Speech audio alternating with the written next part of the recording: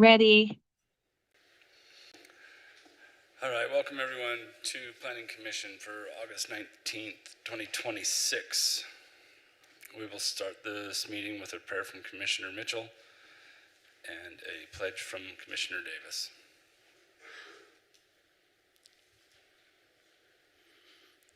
Dear Heavenly Father, we're grateful to be here this evening. We're thankful we could all gather and to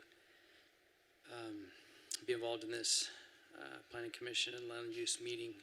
We pray as we go throughout the items on our agenda that we can all work together and that we can listen to the ideas that are shared and that we can all work together as a city to make good decisions that will affect our city.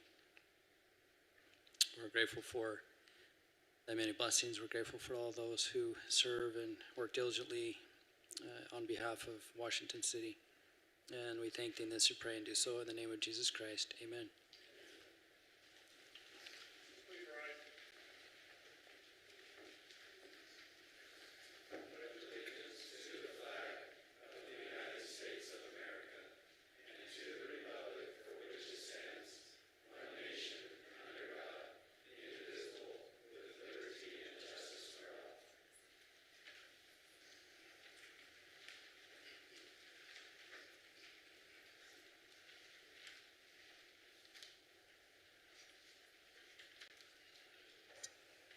All right, item 1 on tonight's agenda is approval of tonight's agenda.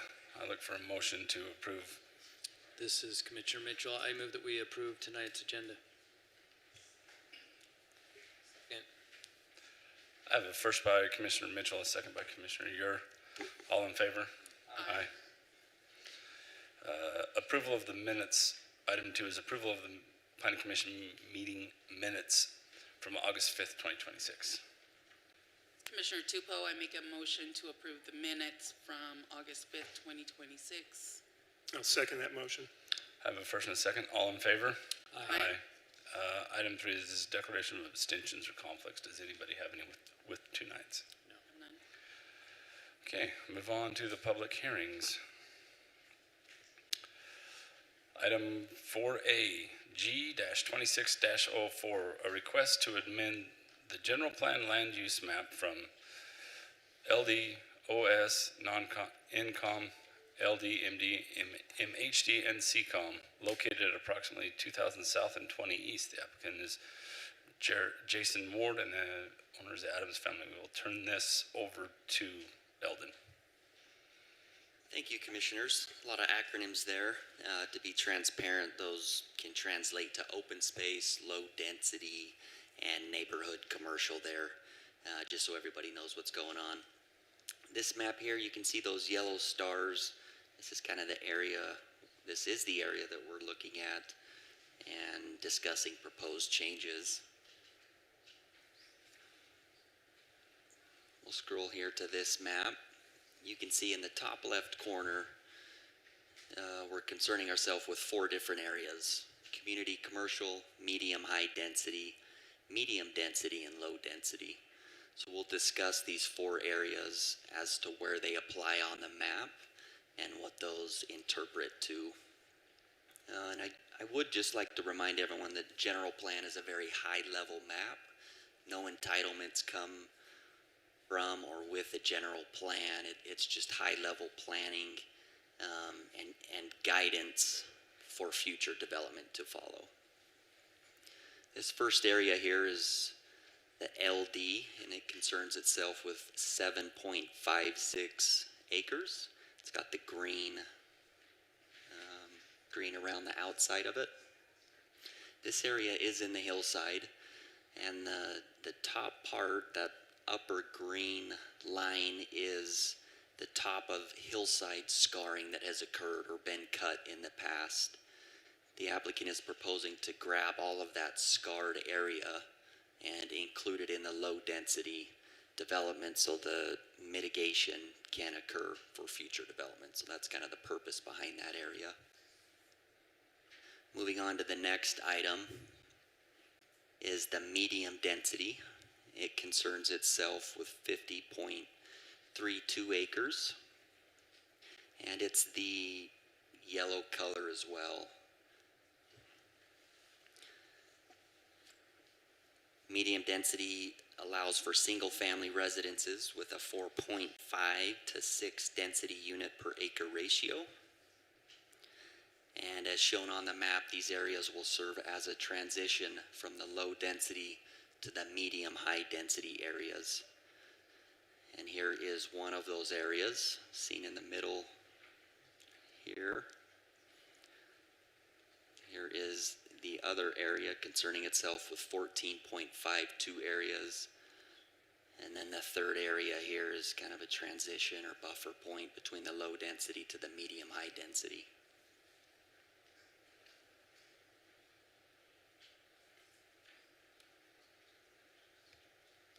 The next area here is the medium high density. You see in the orange colors. The medium high density allows for attached single family residences and multifamily with a 7 to 12 density per unit acre ratio. And these are located on the corners, the busier areas on this map. This first one's 24.69 acres. And this second area next to the middle school is 17.10 acres.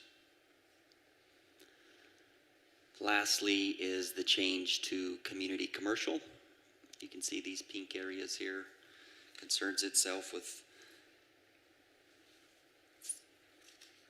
40.65 acres and fronts Merrill Road and 20 East here.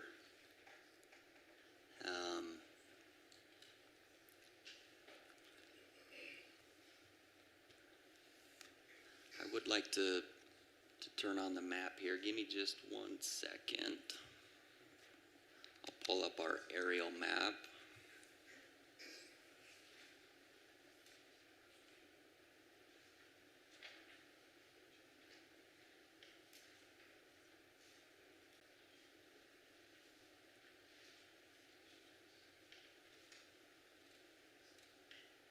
So you can see where my cursor's bouncing. This intersection here is where that proposed commercial goes.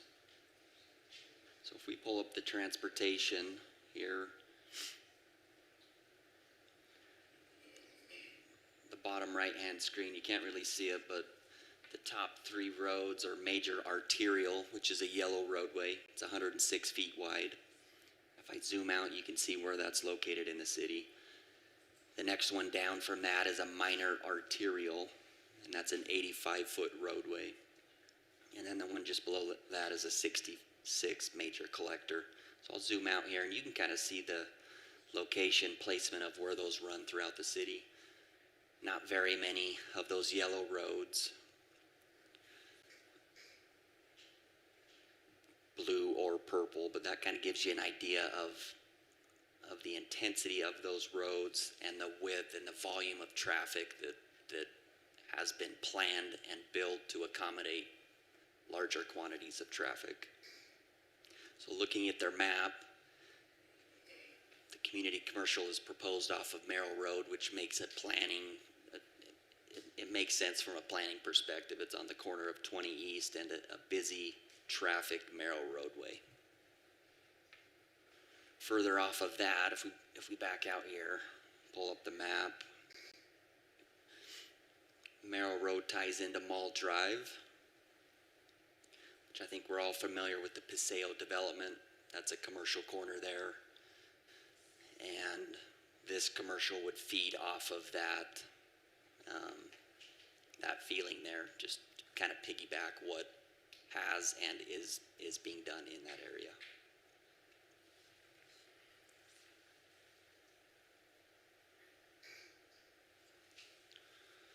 The surrounding general plan land use designations for this area are open space, low density, very low density, and neighborhood commercial. Staff has reviewed the requested change and is comfortable with the proposal as it incorporates land use buffering and compatibility transition. Furthermore, it appropriately locates higher density residential and commercial uses along major public roadways and the intermediate school.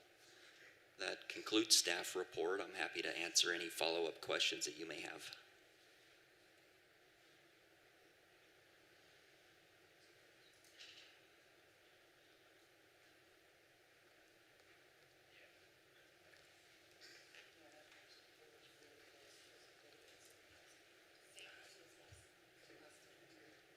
On what is it general planned right now? What does the general plan look like right now before we? So this is recently annexed land, some of the last lands to be annexed, and so it doesn't have much history of general planning. Eldon, I'll pass it back to you on that. Is it currently county? That's correct. This past year, it was annexed into Washington City. You can see that small area of red. This is the corner of Merrill and 20 East. That's about 2.5 acres of commercial that has been slated, and the rest is low density and then open space up in that hillside. So the majority of it is general plan low density. But speaking of a historic nature, it's been in the county and has been used as farming.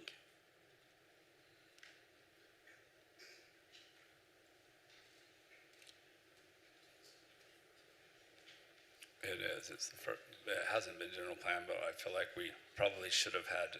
I mean, it's not like they're going to annex into St. George. Why didn't we have some sort of idea about what we wanted there before today?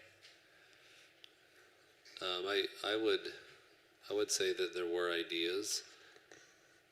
Until it's annexed, the city shouldn't. I wanted to say cannot, but I guess they could. It just wouldn't have a legal basis. They should not include a general land use designation on that because it's subject to county land use planning at that point. And so I'm sure that there were planning commissions and city councils and the members of those bodies that had ideas, but the city never did general plan it because it was under county's land use jurisdiction. And so the challenge they had is when they wanted to convert from agricultural use to a development use, the county doesn't have the ability to serve them all the utilities and different services they need. So their only option was to annex into Washington City at some point, and that's what happened recently. And so, but you're right. You know that it was inevitable that at some point they would decide that farming was something they wanted to stop doing and they wanted to sell it. And in this case, the farmer Larry Adams passed away, and then it took a little while for the family to make up their mind, and they've made it up, and that's where we're going. And so it would have been improper lawfully for the city to general plan it while it was under county's land use jurisdiction.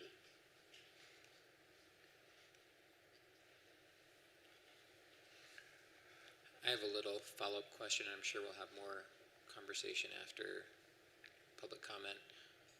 Is it common to address this large of, I mean, we've got so many acres we're dealing with, hitting on so many different neighborhoods, so many different implications. This one was like hard to get my head around.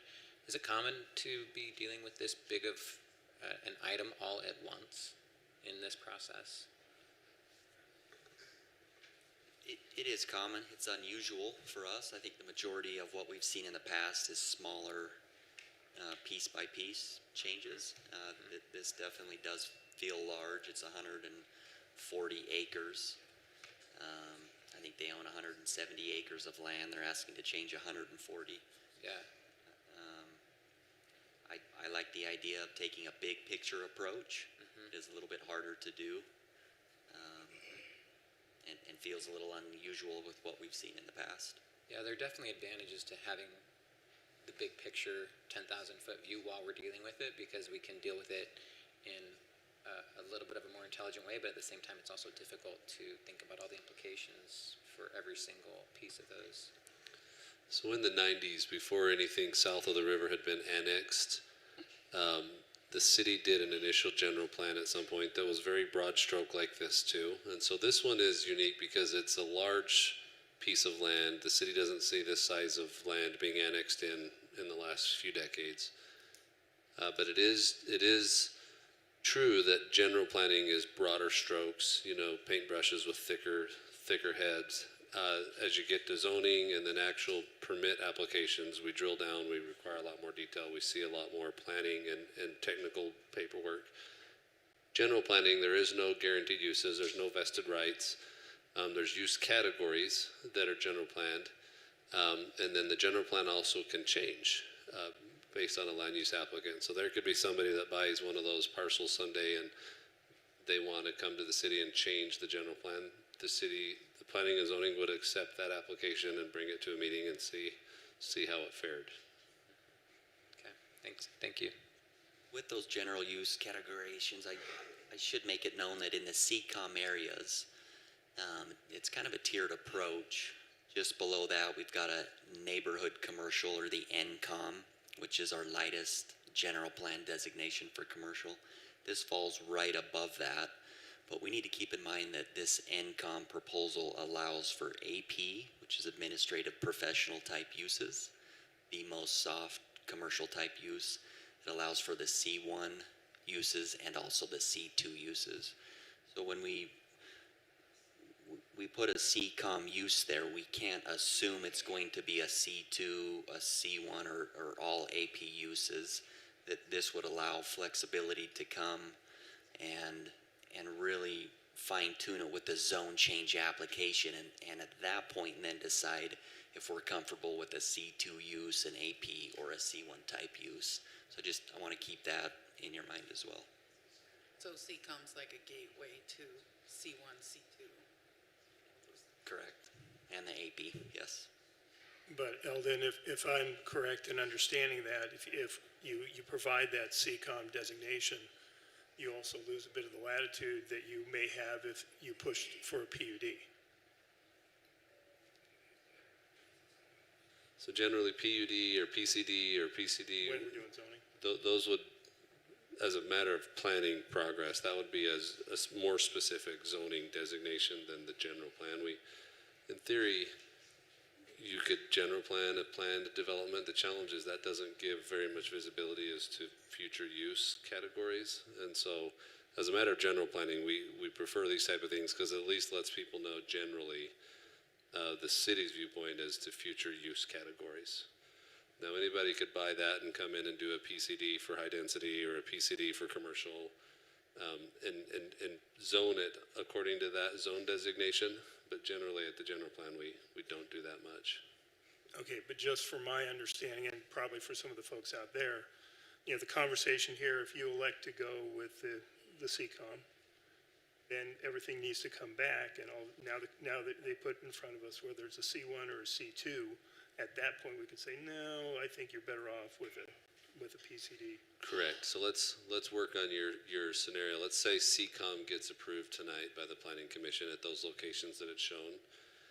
That would, and then then a subsequent application for a zone change would come to this body. And one of the findings that would need to be considered is, does the application conform to the general plan? So if somebody brought in industrial and tried to put it on a CCOM, the finding would be it doesn't conform to the general plan. And that's a basis that could justify a no vote. Now, if they came in and brought C1, that does fit in that category. Now, you might look at other uses and other considerations, but yeah, the next step is a more precise zoning designation, and this body has to decide whether that application meets and conforms to the general plan. If it doesn't and they still want to do it, staff would say, go back, amend the general plan, and then try. You don't always get guaranteed approvals for general plan amendments either, right? But yeah, so this is setting an initial category of uses. These use labels weren't decided by staff. These were landowner and applicant driven. Now staff worked with them. You saw Eldon describe some of what they did to try and work on hillside just scars that exist, right, and other things, but primarily this is an applicant from the landowner. These are what they're asking this planning commission to consider for use categories for this land that's newly annexed into the city. The PUDC is absolutely an option to come with that. So you got AP, C1, C2, and a PUDC option to come.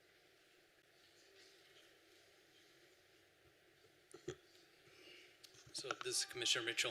I'll just share some of my thoughts. And obviously you're planning a city.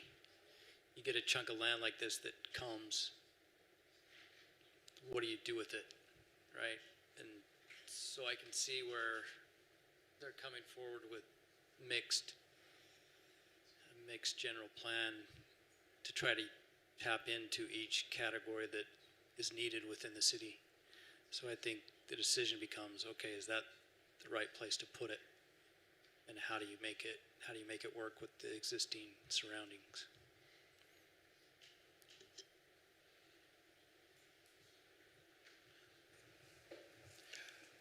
I have one other big picture question before we jump in deeper. I'm kind of new to the board, and I'm curious, getting this kind of much land annexed in at once, one of the questions that came up in public comments, one of the questions that immediately came to me was about parks.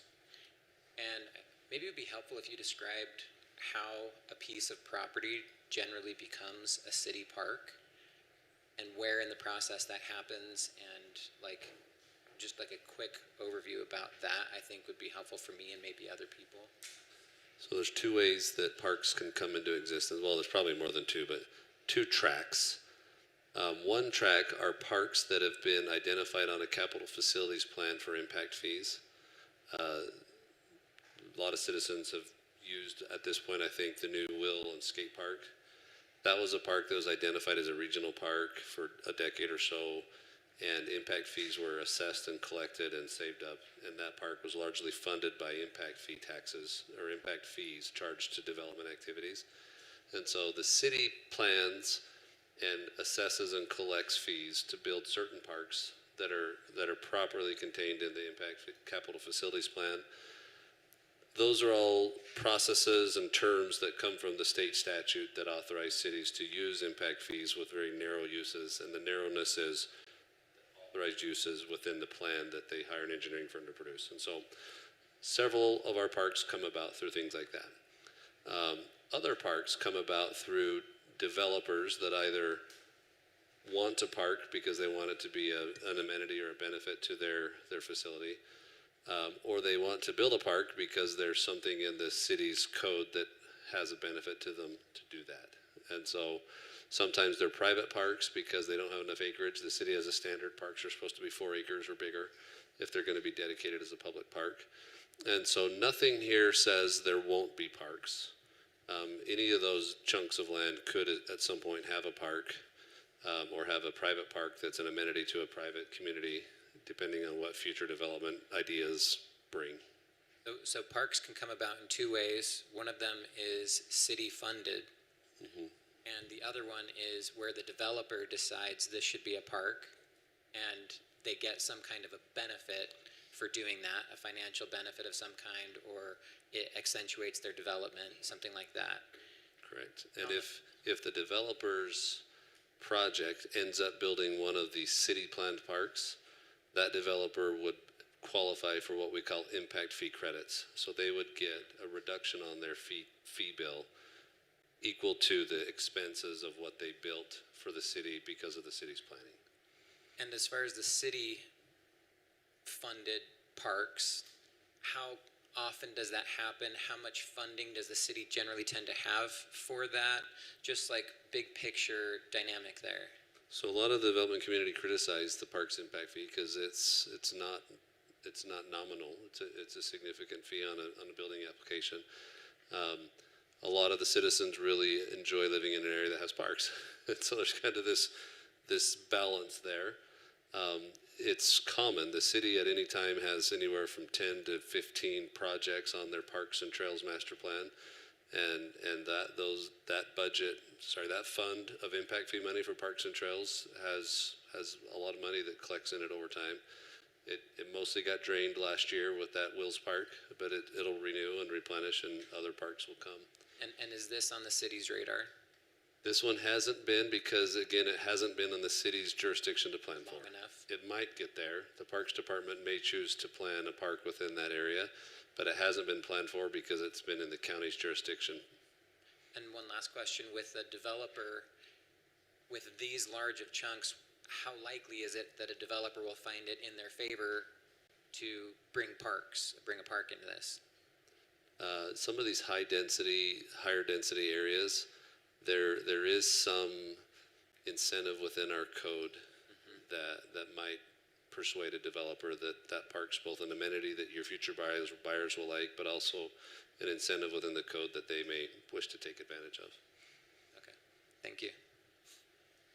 Question on, for Merrill Road, I know the Paseo development is a St. George City development, and we share that road for a portion of it.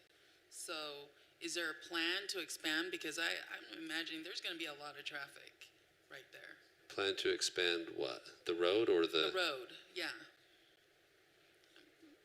The road Yeah, and so 20 East. so what you see today is not the finished width of that road. When the development on the south of that comes, there will be an exaction from the city that requires additional space of additional asphalt lanes as well as curb gutter or sidewalk. Public Works and the Streets Department, there's essentially a calculation of the minimum asphalt that the city would reimburse a developer for because that's also a road that qualifies for impact fees. And then the rest of it, the shoulders, the curb gutter sidewalk are what they call developer improvements. Those would be exactions from the developer. And so, yeah, it will be widened to a larger width.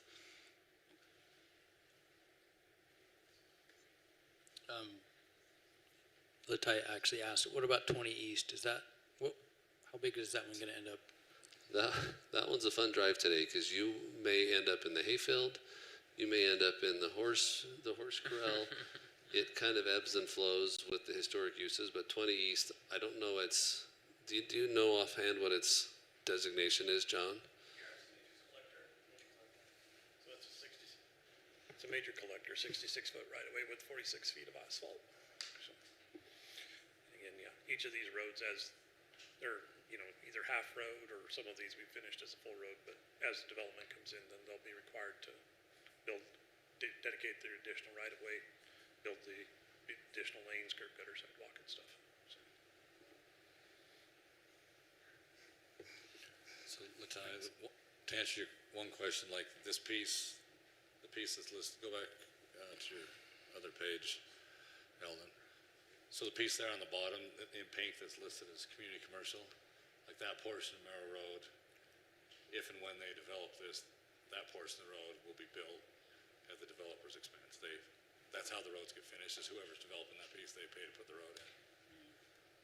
And so as pieces along that road get developed, then Right, so that's the Washington side, but Right. prior to that portion of the road, we would have to coordinate with St. George on the roads. St. George has theirs done. St. George's is done, yeah. St. George's is done. When we get to the end of what Eldon called out as the Paseos development, that's the border between the two. And that section from the edge of Paseos all the way to where it becomes Merrill Merrill Drive Drive, is 20 all complete and stuff. Okay, so what we see there is what Yeah. we're getting. Yeah, what you see down there at the end where we connect into Washington Fields Road and then the connection with St. George, that's the ultimate road width. Okay, thank you. until this land got annexed into the city, there was nothing anybody could ever do about improving that road. So, and even the Paseo, when it started out, it was county land too. It wasn't part of St. George, and they had the choice whether to annex into St. George or Washington City. They annexed into St. George and then did their thing. But it went through the same process as this. I guess I have one more question. I know Washington City has, in our past, made the decision to not bring commercial. And there are a lot of leaders who regret that now because there are benefits that come with commercial.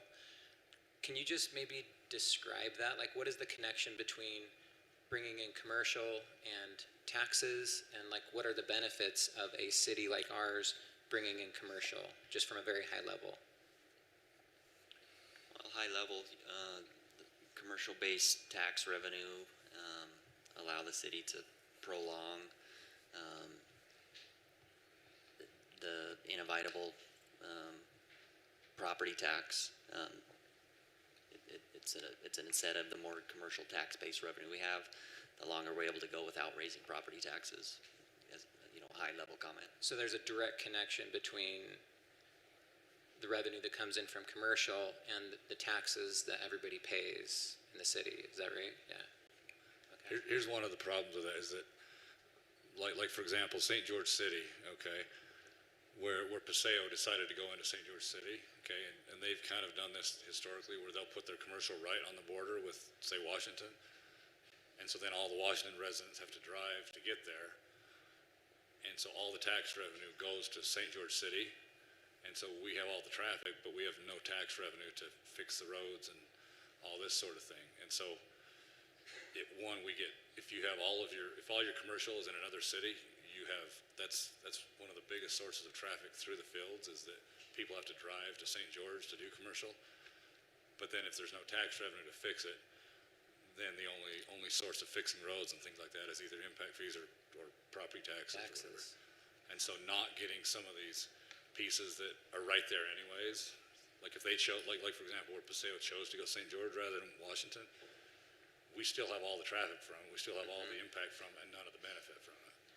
Same thing with like Costco and a few other places. I mean, similar story. So Makes impact sense. fees for parks or roads or sewers or any of the impact fees are restricted by the legislature. They may only be used to build new facilities that are on the capital facilities plan, and so the impact fees cannot repair the road 10 years later. That has to come from the general fund, and so sharing that to just show that they can get us new roads built, but impact fees don't fund the maintenance and repair of those roads. Gotcha. And I think the Director of Economic Development wanted to. Yeah, sorry, Eldon, that's probably a question for me. Just to give you a little bit of history, Washington City, for the You past need to give your name for the record. Sorry, my name is Rusty Hughes. I'm the Economic Development Director for Washington City. And so I've analyzed Washington City. I look at commercial development. I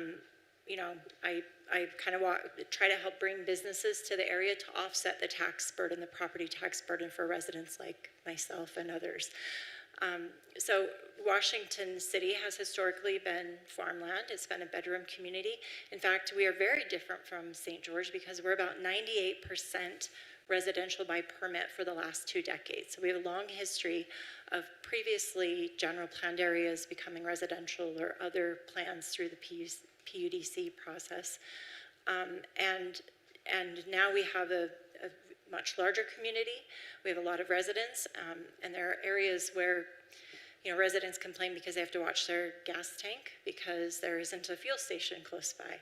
And you're right, Commissioner Anderson, in that we see this, a big part of the traffic problem is Washington City residents going in for work, for school, for groceries. People are more likely to buy groceries closer to where they work than to where they live. And so as Washington City residents do that, what they're doing is investing in the standard of living and the quality of life for St. George residents, because their tax dollars are going to the general fund in St. George. So just to put it into context, St. George is about 3 times the size by population, and they have about 5 times the budget because they are such a commercial center. Now, I understand it's a different feel in Washington City. There's a reason why a lot of us live in Washington City. It feels like home. It's our tagline. So it will never be like the Boulevard or like Sunset or some of these large commercial areas. But there is a need, and there is a need for the tax base to help offset the property tax base so that we can maintain the standard of living, the trails, the parks, all the amenities we enjoy.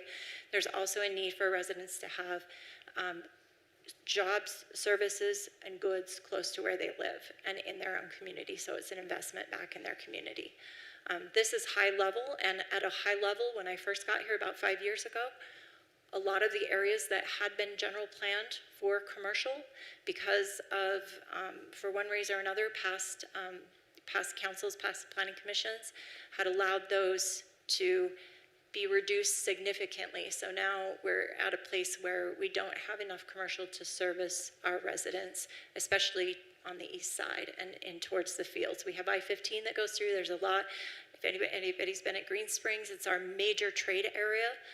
It far exceeds the performance of any other trade area. We're getting a little bit of uptick along Buena Vista as we see those commercial properties come in. And they service the residents on the north side of the freeway. We've got the Winco coming in. Those are great. But, you know, there's some areas of opportunity where we can add a little more commercial amenities for residents. Thank you. One thing that people don't realize, because it's kind of counterintuitive, and we'll hear comments a lot of time, but two things. One, people will often say, oh, the city they just want commercial because, you know, so they can line their pockets or whatever. Well, the thing is, the only thing that money from commercial does is reduce the tax burden on people living in Washington City. I mean, if the money doesn't come from commercial, it's got to come from property taxes, you know, and so it doesn't go to, you know, the mysterious city. It reduces the tax burden on people. The second thing is, contrary to what people think, small neighborhood commercial areas like this, you know, this is not big commercial, this is small commercial, but small commercial like this actually reduces traffic, not increase. Everybody always thinks that it's going to increase traffic near their home, and it's actually the opposite. The thing that increases traffic the most is when you have to drive far to get to commercial areas, and it's the driving back and forth across the fields that causes all that. And I know that's totally counterintuitive, but every single study on land planning has shown that, I mean, all the time. All right, we'll open this up for public comment. As we get ready for the public comment, we have got the emails. They've been sent. We've all read them. We read the one that come in through the portals, the emails. We've read all your names that you guys have sent it to us. We have it. It's on record. I know we've all read them. If you want to come up and speak to this, please do so. But try to keep it to 3 minutes, and don't reiterate what you've already sent to us. We've already read it. It's not that we don't want to hear it again. We don't want to be here till midnight. I mean, you start beating it in our heads, it's not the best for us. So with that, I'm not going to read all the names that are sent that we've done, because there's a lot here. I mean, we've read them all. But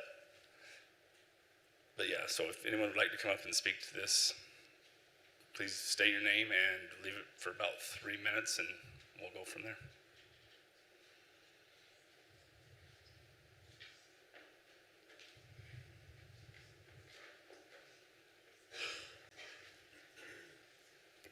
Good evening, Commissioners.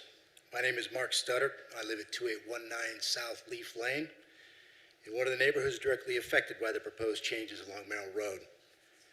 My family of 5 moved here last year from the Washington, D.C. area.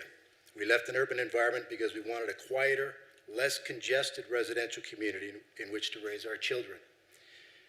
And we did our homework before buying our home. We knew the vacant land would eventually be developed. We reviewed the city's general plan, and much of it was designated low-density residential. We expected development, but we expected it to be consistent with the city's plan. A year later, we're looking at more than 140 acres, including nearly 42 acres of medium high-density residential and more than 40 acres of community commercial.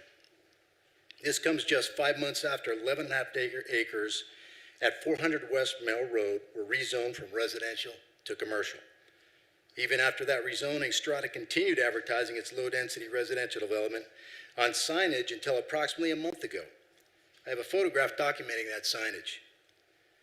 Taken together, we're watching Merrill Road change from the predominantly residential area we understood it to be into a commercial and higher density corridor. And there are real consequences. South 240 West already experiences heavy traffic during drop-off and pickup at Washington Fields Intermediate. The proposal places medium high density housing allowing 7 to 12 units per acre directly across from the school. Adding this density and commercial development raises serious concerns about traffic and student safety. Our children attend Riverside Elementary, less than a mile from our neighborhood. Merrill Road in front of Riverside is already severely congested during drop-off and pickup. There is no crossing guard between our neighborhoods and the school, so we drive our children rather than allow them to walk or ride a bike to school. Now commercial development would sit directly between our neighborhoods and their school. Finally, the surrounding neighborhoods were largely unaware that the 400 West Merrill Road rezoning was even being considered. The city's own record shows only one member of the public spoke at that planning commission hearing. Because much of the surrounding property is undeveloped, the minimum notification radius can satisfy the requirement without reaching the established neighborhoods that will actually experience the impacts. Meeting the minimum notice requirements is not the same as meaningful public engagement. So our request tonight is simple. Please do not recommend approval of G2604 tonight. Give residents and city staff time to develop a thoughtful plan for Merrill Road. If you do make a recommendation, we respectfully ask you to reject medium-high density adjacent to existing neighborhoods and schools, reject community commercial along Merrill Road, and limit commercial designation to neighborhood commercial. We are not opposed to development. We expect the development. We're asking for a meaningful voice before the plan of our community is fundamentally changed. Thank you. Thank you.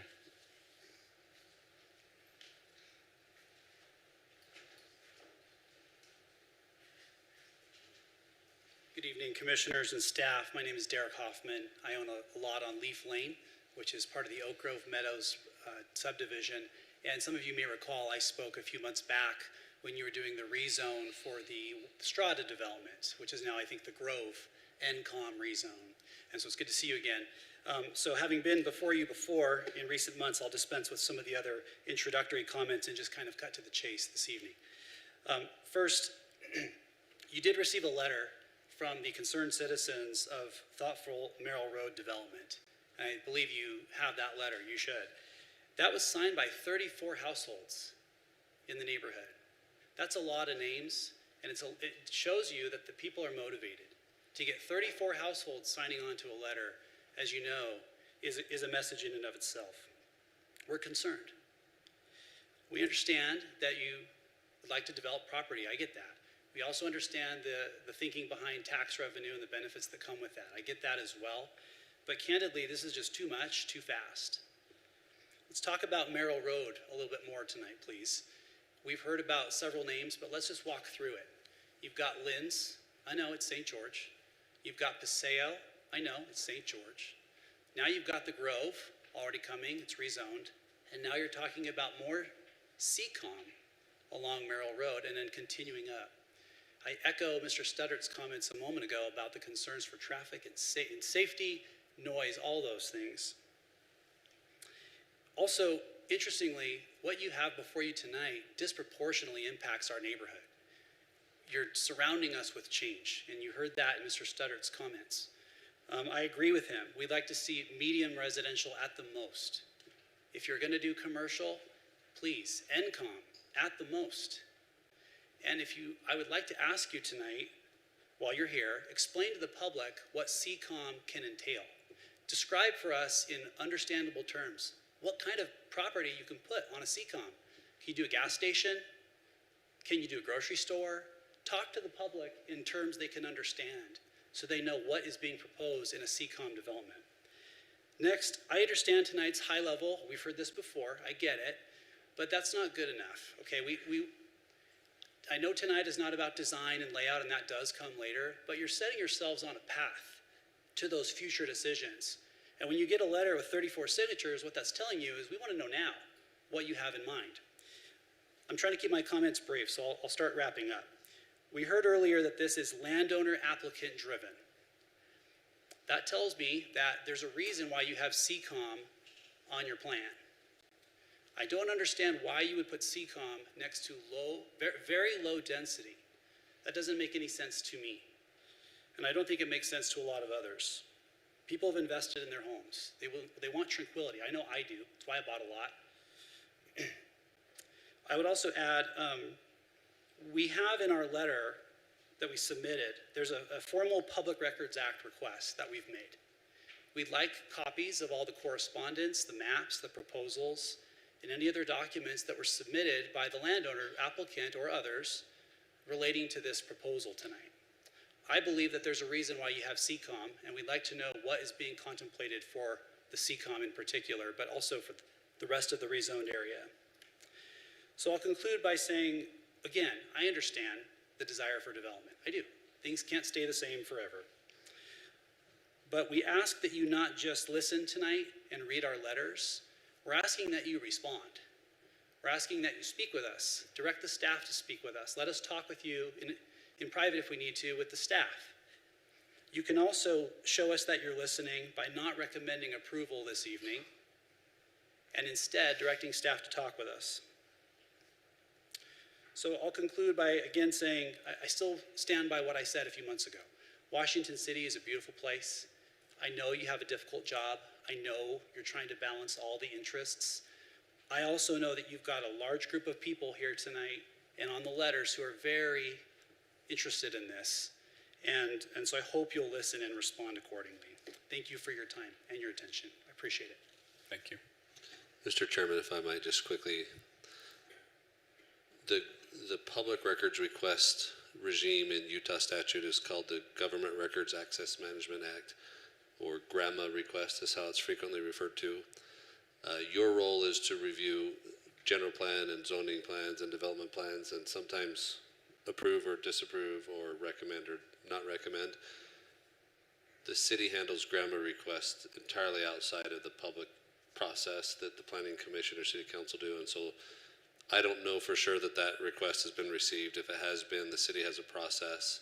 The city attorney's office oversees it, and our preference is to embrace the legislature's policy of providing records that we're allowed to provide under the statute. Certain records are private, certain records are protected, some are public, and so the city, what they have to do is receive a request, understand what the request is asking for. Sometimes we go back and clarify, what are you asking for specifically? The city then has to classify it as public, private, or protected, and then send them a letter back with whether it's public, private, or protected. I'm sure a lot of these folks would probably agree that they wouldn't love their house plan to be released to any other person, right? But there are certain case decisions and laws that govern this, the way the city classifies certain things. And so all of that just to say that your job tonight is not to worry about records requests. The city handles that through another process, and we'll do that. And it probably is on this exact same topic, but there are two different channels within the local government processes. Thanks, Thad.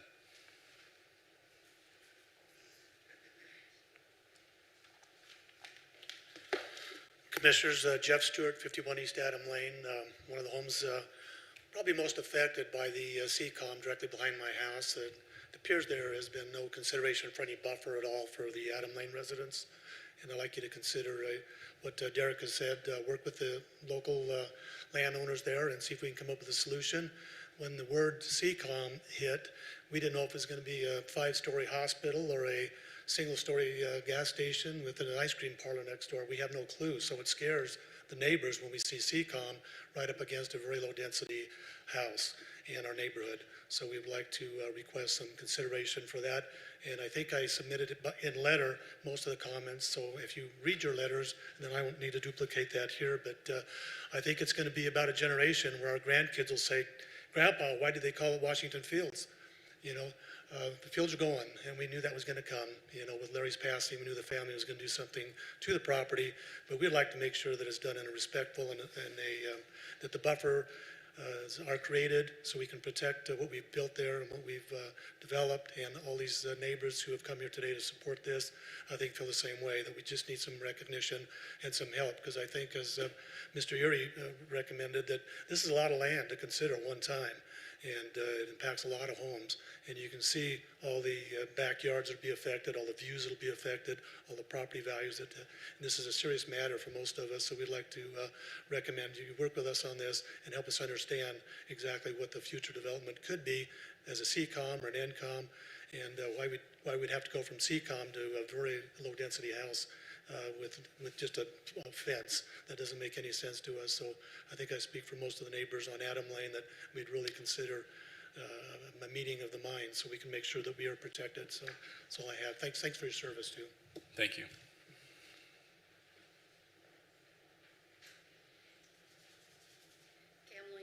Richards, and I'm 164 East Adam Lane, and we I'm bought sorry, your, what was your name again? Lloyd You started talking before you got to there. sorry, Lloyd Ann Richards. And I'm not by far the brightest person in this room, but we bought our property on Adam Lane 30 years ago, and none of this was there. And I understand the development. I do. But I'm going to raise two little kids that are in the back of the room right now who are going to be surrounded by freeways at this point between 20 East and Merrill Road. There's 10 houses on that street that are very low density. They're going to learn to drive pulling out into all that traffic. They don't have an interior track to play in. And this is having all of this development, as you said, I don't really, to be perfectly honest, care whether it's St. George or Washington. You've got the Paseo that's now going to add to Riverside Elementary's traffic pattern. You can't even get down that road when they're dropping off or picking up. You can't get down the road when you're on the other side, when you're on the elementary school side. We're trapped in the middle of all that. These were very low density houses for a reason. And you're pulling in commercial right up to us. And I understand that you're saying that this is a high density plan or whatever you're calling it, but this just opens the door for this just to become, for me to have to come to every single city meeting where every single person wants to have something in one of these CCOMs. And I have to be worried about what it is, because and I'm not gonna get noticed, because I didn't get noticed about this meeting, because that CCOM that's that parcel 4 is apparently more than 300 feet from me, but it directly affects me. So I didn't even get a notice about that, which I don't think is proper by any stretch of the imagination. And I just want to appeal to you. How many of you live in this district? How many of you will be affected by this? Any of you? Any of you? Yeah, most of us. You live on Adam Lane. It really doesn't matter where we live, Yeah, ma'am. but it does I know, matter where you live. But you're, It does matter where you live. Ma'am, Hey, you'll be removed if you start yelling at the body. You're not Listen. here, you're not here to argue with them or question them. I'm not. You need to calm down or I'll have law enforcement remove you. I'm not excited. You're yelling at them. I'm not excited. You're yelling calm at down, them. calm down, everyone. Please, please, Ma'am, please. we've got a big group. We want to hear from them all. I understand. But- I Okay. haven't taken my 3 minutes yet, and I am not yelling at anyone. I am asking you, as parents, would you want this to be where you were raising your children, where you had 2 houses before they're on a freeway, every single direction? Is that really what you would want? Because then you have to understand why this is what I want. I want development.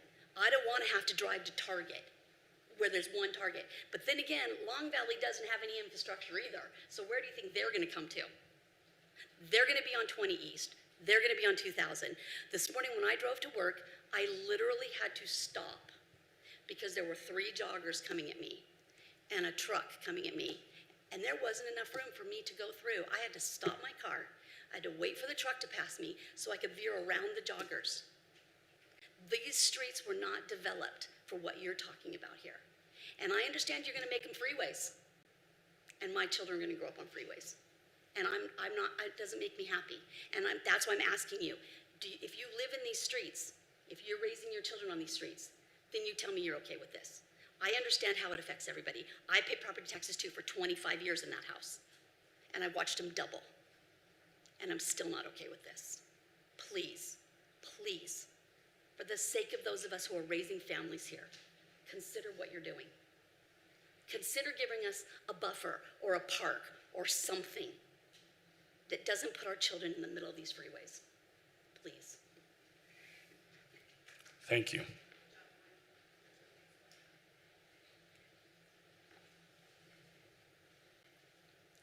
Hi, thank you for what you're doing and trying to help us. I'm Jackie Corella. I back directly onto Merrill Drive, 323 East Chateau Meadows.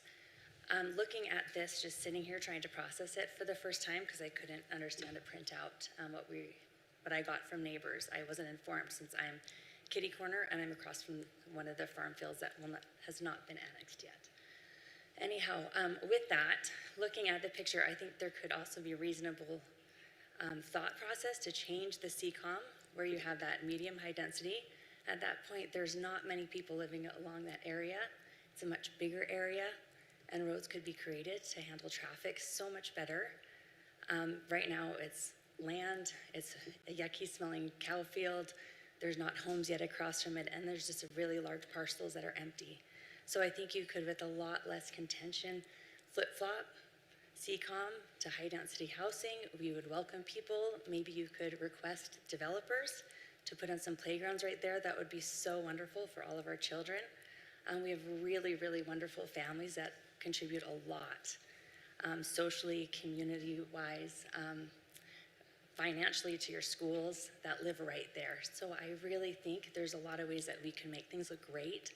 I also would really, really request and beg of you that when you do start to implement commercial development, that you implement architectural controls.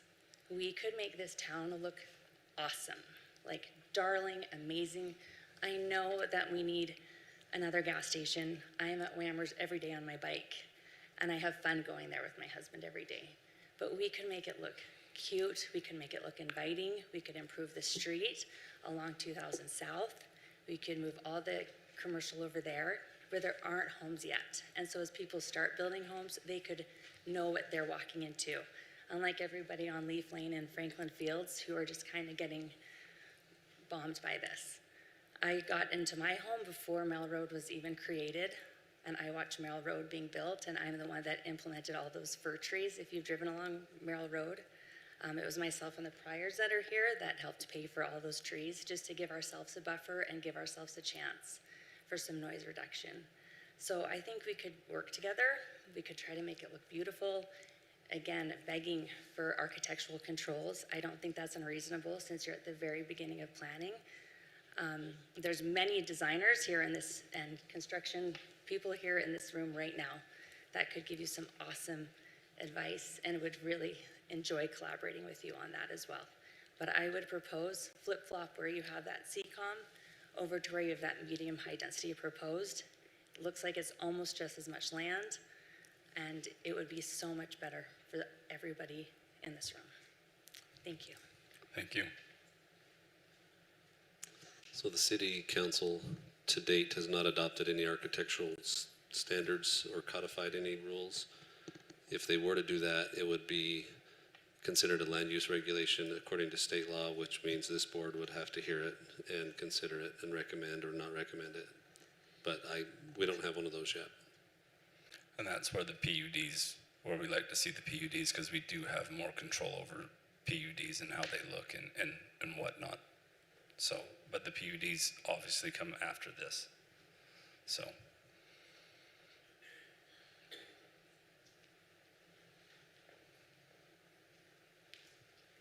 Good evening. My name is Nate Deaver on 2768 South Leaf Lane. My wife and kids and I moved to Washington Fields about 2 years ago. I made a living as a personal injury attorney in Las Vegas, Nevada, Utah, and Arizona. Specializing in plaintiff's personal injury claims, traumatic injuries, things of that nature. And in the course of my career, I've had the unfortunate occasion or multiple occasions to see injuries involving pedestrians or children. And in moving here, our thinking, our logic was to be in a place that was a little bit more remote. It's been wonderful, but just in the last 2 years, I've been shocked at the amount of growth we've experienced. I've also lived a very wonderful life with my head in the sand, and my wife has told me since we have 3 kids, I can't do that. So I thank all of you for your service. You have a difficult job ahead of you and taking all of our thoughts into consideration. But I do, to the extent that you're going to do what you're going to do, ask that there is meaningful consideration for all of our kids, people that jog, enjoy the leisure outdoor activities that we enjoy here in Washington Fields. Because I see the flip side of it, the danger of it. The law says we want to make people whole, and sometimes the best thing we can do is try to prevent those things. If I didn't have a job, I'd be thrilled to do something else. But I've seen it too many times, and so I'd say please try to keep our kids safe out there with meaningful planning and infrastructure. So, thank you. Thank you.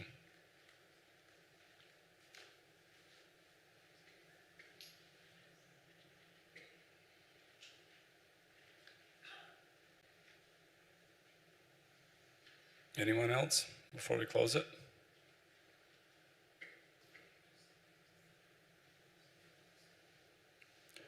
Okay. If no one else wants to speak to this, we will close the public hearing portion of this. I mean, there's a lot of you here if that's, so once we close it, we're closed. So I will close the public hearing portion of this and back to you guys for discussion on this. The topic of notice has come up a couple times, so I just wanted to make a legal comment on that.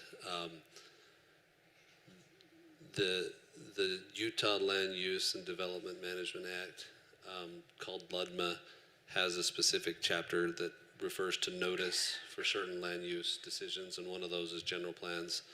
That chapter also allows cities to install a more rigorous standard than the state law requires. And this might be one of the few areas where Washington City, mostly Washington City, patterns the state standards when there is one on the same topic that the city is considering to regulate. But in this one, the city has created their own regime of a circumference of distance from an application, which is not a state requirement. The state would require that we post the notice on the website and on the state's public notice website, but the city has gone above and beyond that to require the applicants send notice to a certain circumference around their project site. And so, in my experience, that's been the city council's desire to require applicants to send out more notice than the state may have required. It's not been perfect. Almost every single public hearing, as you folks know, there's somebody that didn't receive notice and felt like they should have. But Washington City has adopted a more rigorous standard and requires applicants to perform notice at their expense to a broader scope than the state requires.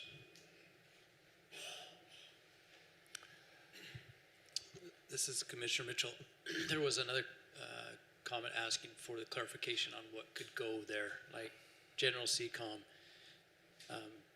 Eldon, do you want to be the one that kind of breaks that down and what can go in C1, C2, neighborhood commercial? So one thing real quick, Eldon's got the best answer, but community commercial is, if people wanted to know what that means, city code does have that language in there and does have descriptions. Eldon, go ahead.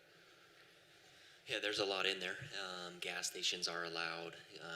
I'm happy to go through the whole slew of list, invite any community members to chat with the community development department. We put a notice or our phone number on the notice that does go out. If you want further information, details regarding the proposal, please stop in and let's have those lengthy discussions. On a high level, it says the purpose of the service commercial zone is to provide appropriate locations for the development and operation of service type commercial activities, which may be established in locations intended to provide the day-to-day commodities. And with that comes a list of permitted and conditional use permits. What are just a few of the types of things that would not be permitted there? Would not be permitted? So for that list, we jump to the C3 zone, which include auction sales, mail order houses, manufacturing, processing, creating, repairing, renovating, painting, cleaning, or assembling of goods are a few of those not permitted uses.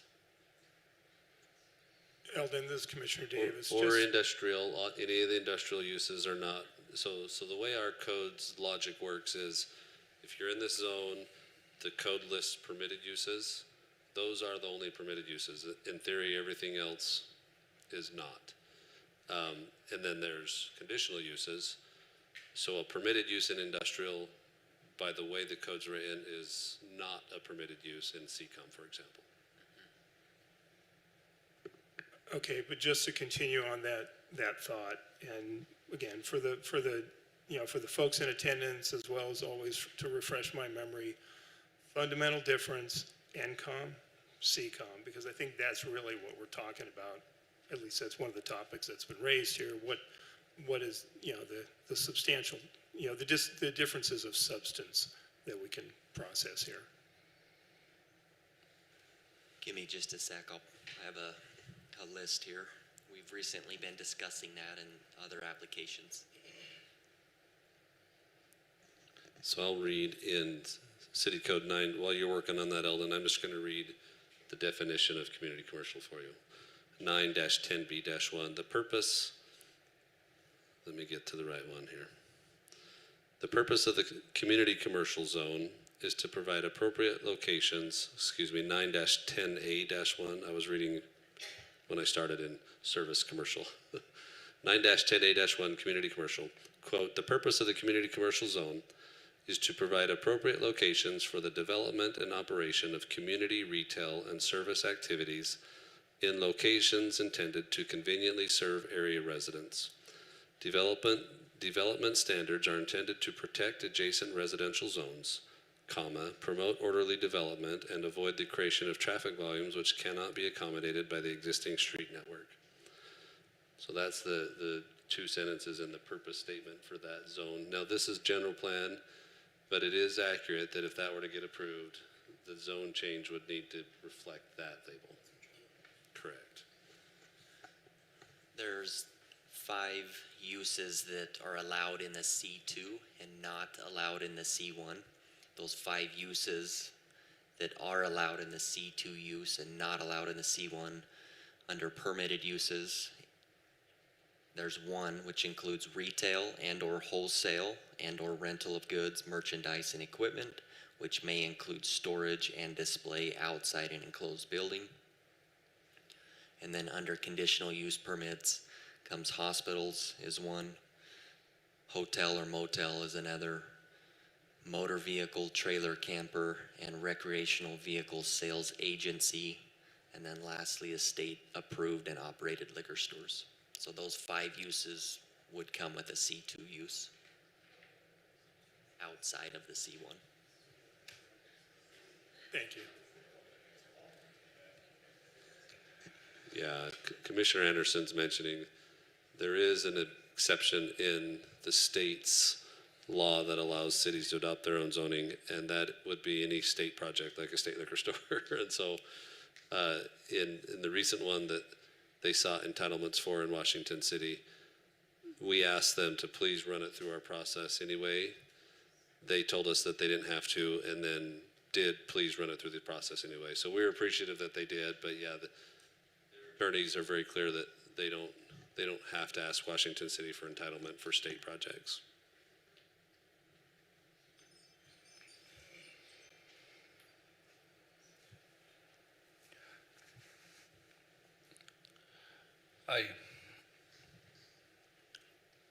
I feel like we need more buffering on some of these projects. The parcel 8, we're 17 acres with the medium density of only basically 5. I think that needs to be expanded, to be honest with you. I think that needs a little more buffering around there. The medium high densities next to the school is probably, they just have to cross the street. They'll have the crosswalks there and the crossing guards. It's a decent spot for it. It really is, in my opinion. But the buffering on the 2 corners, I think, needs to be more. I feel like the NCOM the CCOM on the south side of Merrill Road should be medium density up to Merrill Road or part of it. The CCOM below west of 20 East, I feel like that's fine because it has the medium density there. You got the neighborhood commercial behind it. And it will be a big road. And then the medium density over on 20 East, or medium high density, I feel like that needs to be shrunk a little bit so that it's smaller. Those are my opinions on this, and that's where I sit. The community commercial on the north side of Merrill Road, I feel like that's a great spot for it. I do feel like we need some, because it is backing up to those big homes and that big lot, and it's a big jump from one to the other. The landowner does have the option to come in and ask for this. we are not the ones that designed this. This was the landowners that designed it. It's not us. We're giving recommendations. I mean, we didn't hire Rosenberg to do this. The Adams family did. So I feel like it needs to change. That's my opinion on it. And what do you guys think? I would agree with that, but also, how would you even sell homes right next to the poop farm? It's going to be gone. It's gonna be gone. What did you It's call all that? gone. All the What fields are gone. The hay's, the cows are gone. It's all gone. Like I got to find a new place to buy hay.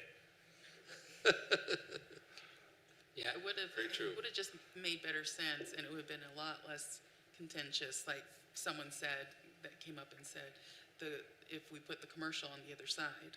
But the problem with that is 2000 East is a horrible road, and then we're going to direct even more traffic down 20 East to get back to Merrill Road to go out. So I feel like the commercial's in the right spot for traffic flow and keeping traffic down and putting it is a big road. I mean, we have no big roads into the fields.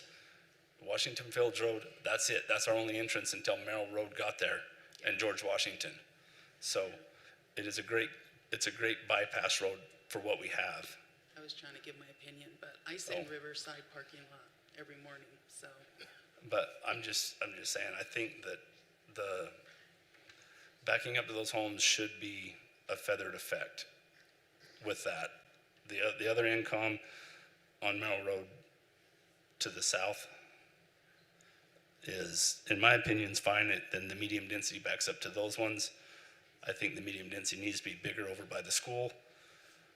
And then the medium high density over here needs to be shrunk down.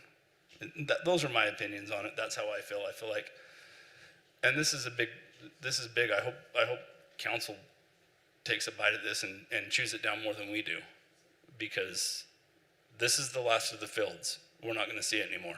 I don't want it to go, but everybody here's moved here from somewhere. Very few of us are locals here. And that's what happens, because it is a nice place. And when we all come, it needs to be developed. And you can't be mad at the Adams family for wanting to capitalize on their inheritance or whatever. That's their right to do what they want with their land. And we're just guiding it for the best for our community. And that, I feel like, is the best to do what I mentioned. That's my opinions on it. What are your guys's? This is Commissioner Mitchell. So, Commissioner Bullock, so really you take out the one section of CCOM that's up against the houses, push it over, and maybe that other, because down below is commercial too, right? Neighborhood commercial, just below the other CCOM area. But I agree, if we can create some better buffering from residential homes to that commercial, and there is plenty of space to put that commercial in a spot that could be buffered from all current development, if they would just make a slight maneuver. And obviously they're trying to keep the commercial out on Merrill Road because that is the biggest, throughway. But I think they still could create some kind of other lead in to the commercial off of Merrill Road and keep it on the north side of Merrill Road. Yeah, that, in my opinion, that's our best. But, and even I feel like the medium high density is just too much. I feel like we need to shrink that down. Those are my opinions. I feel like it would be better to keep it in the medium density, less medium high.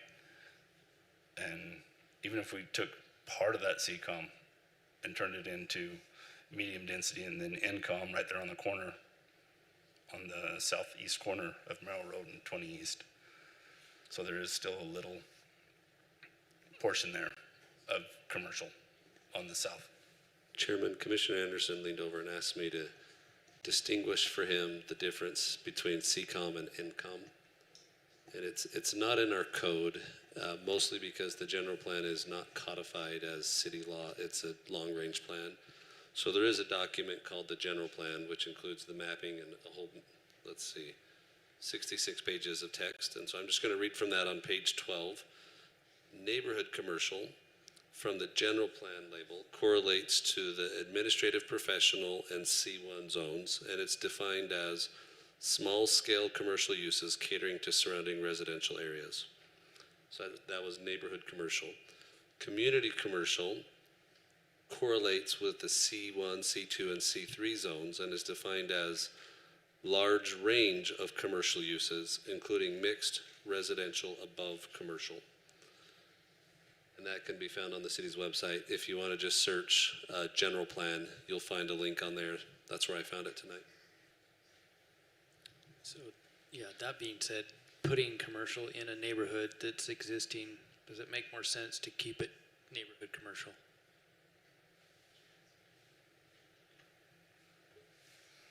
On the south side. Because the north side's, no one's there yet. I mean, they'll know what they're getting into when they buy it. Yeah, and potentially you could still take out that one section that's right up against all those really nice homes and maybe have a little, Have a better extend buffer. the neighborhood, or, I mean, we already have neighborhood commercial just below that parcel one. Parcel one could become neighborhood commercial, do away with parcel 4, and then put more into parcel 3. Right, just, Well, the community commercial's a higher thing, and but it's lower, and it's, because we have the income below that. I feel like those 13 acres are fine at the CCOM.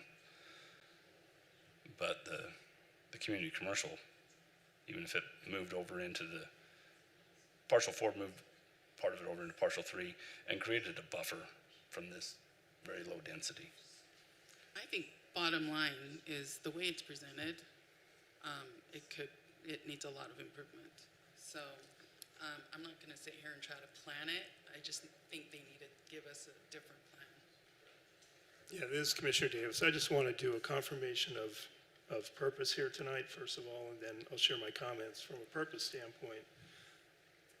Either we approve what we're looking at, we're making a recommendation to City Council. Yeah. We either recommend approving what has been submitted as is, or we can recommend that they deny it, and we provide, a structure of feedback.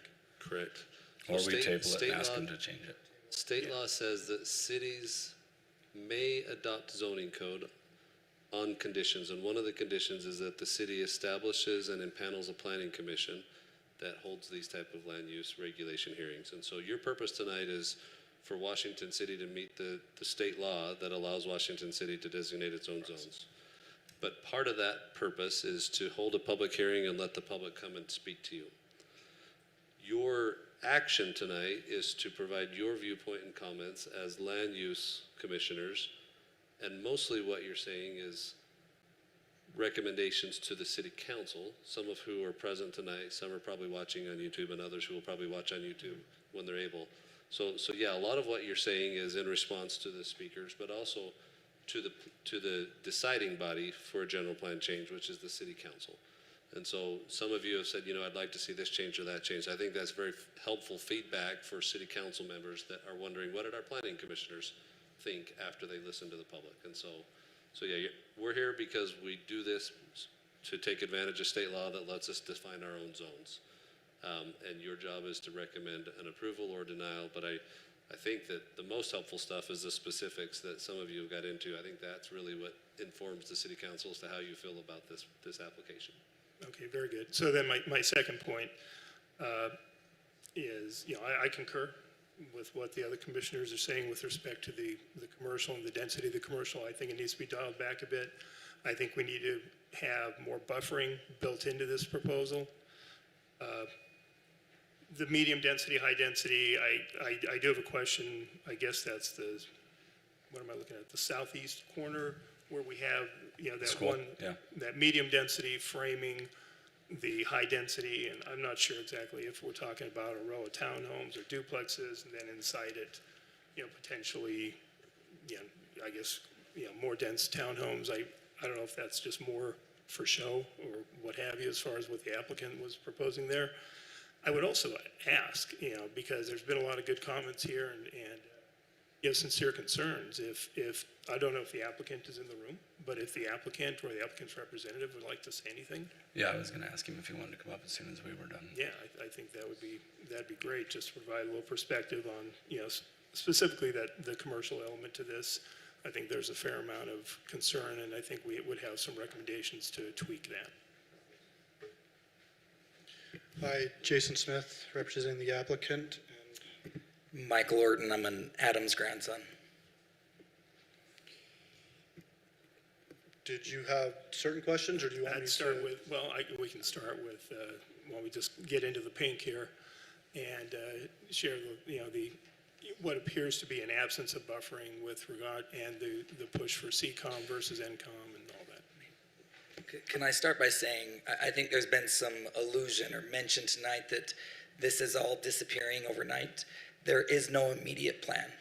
We are planning for the future. Most of these fields will be planned for the foreseeable future. If you know my Uncle Brian, he wants to continue to farm. That is his desire. That is his intent. So I don't want anyone to think that there is a buyer, that we are in deep negotiations, that we have a defined plan for any of this. We don't. This is just us looking down the road, planning for the future. I think that's comment number one, and then I'll let you address the specifics. So,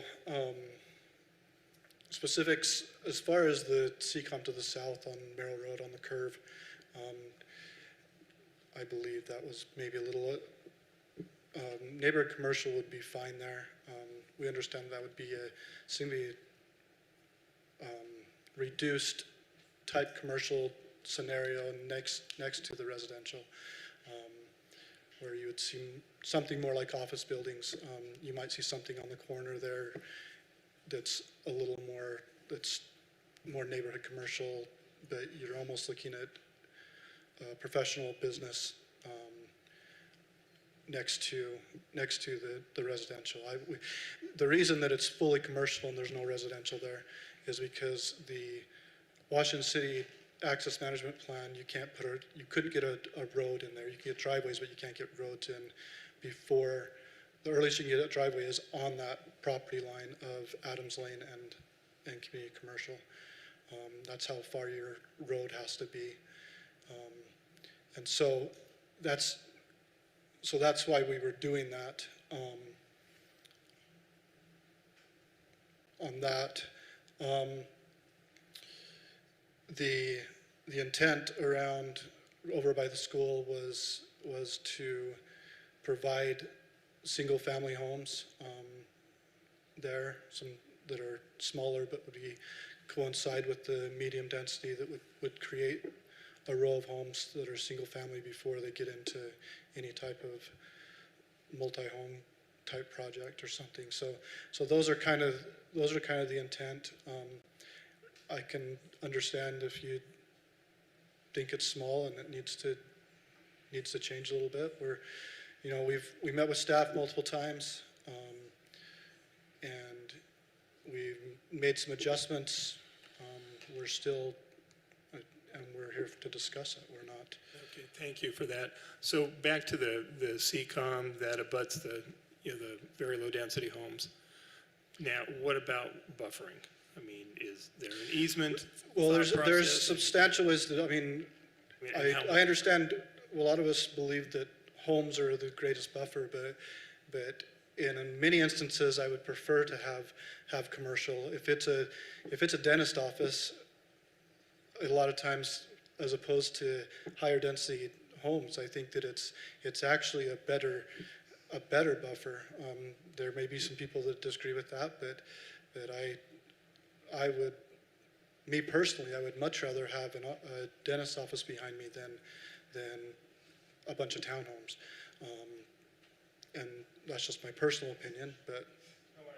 I would certainly agree, and I would think most of the And so I would hope that they would see that, but yeah, we can, in the design, I would anticipate that there would be some major landscaping, trees and some things that would help, that we would definitely reduce the type of commercial on the backside of there that would be more of a professional office or of that nature. And that's kind of the intent, and that's why we left it commercial. We felt that that would be better than trying to force some homes in there. If we could design something that has more of a professional office type scenario on the backside of that commercial. Can I ask a follow-up to that? Is that okay? Yeah. So we're talking about parcel 4, right? Yeah, I'm blind. CCOM Yes, yes. Yeah. Sorry, yes. On South Merrill Road. And what I heard you say is that it would be difficult to turn that into residential because of the codes that restrict driveways coming off of a busy road like that. Is that what you're saying? Yeah, because your roadway would be almost at your property line. So you would basically just have a road. You'd have a road right on the property line. You wouldn't have lots and then a road and then lots. You'd have a road there.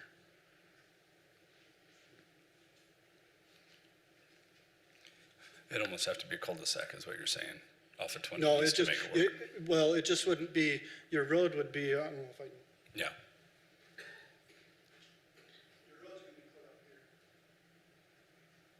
Before you can access it. So that distance is putting you too far. It's putting you too close to establish a true residential roadway there. So there would be a road on the backside of the backside of the lot. Yeah. Yeah, I Whether- think the truth is, it's a really oddly shaped parcel, Right. and it's hard to fit it all in there. It is. It's a hard parcel to imagine what that could be, to have both commercial and residential in that spot. There's just not enough space. It's oddly shaped, and so we thought this was the least disruptive option. So if you had to put the CCOM somewhere else other than where you have it, where would you put it? Other than where I have it. Well, traffic flow definitely that's where it should be. Merrill Road is significantly considered an arterial compared to Sandia, or is a collector. So you're talking tens of thousands of trips per day. And so commercial, so as far as someone that wants commercial, they will push to go to Merrill Road as opposed to Sandia or over there.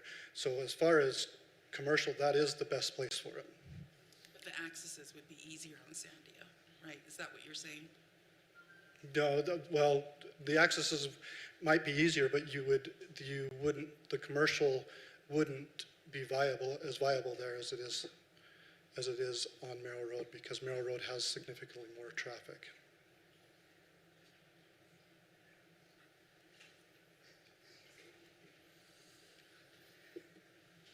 You guys have any other questions? Really, I mean, just so that I'm clear, I think one of your opening comments were that we're just planning, right? You're trying to get the ball moving, but it's nothing is. I wouldn't even say we're getting the ball moving. This was annexed, and now the next step, once it's annexed, is say, what's the general plan? What does this look like in the future? The ball is not moving, it's parked. But at least let's have a conversation of the future. So if you can, just help me understand, because I had a question before, the lower right-hand corner where we have you've got, I think, medium density and then medium-high density.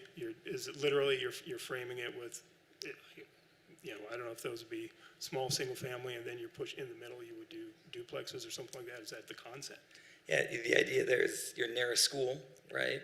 And that's putting that type of housing near a school is usually preferred for a city. It's a good option. It's a good place for it. And so obviously we're leaving space for that in that parcel, yeah.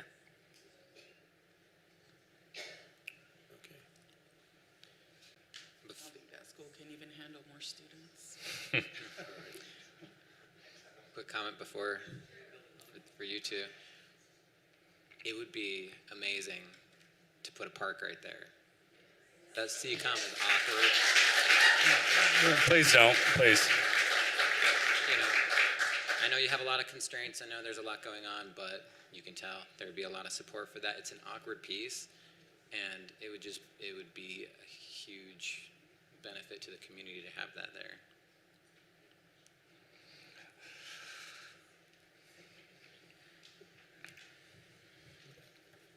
or do you have any questions for him? We put more All right. soccer fields. Thank you. Pickleball. Yep, thanks.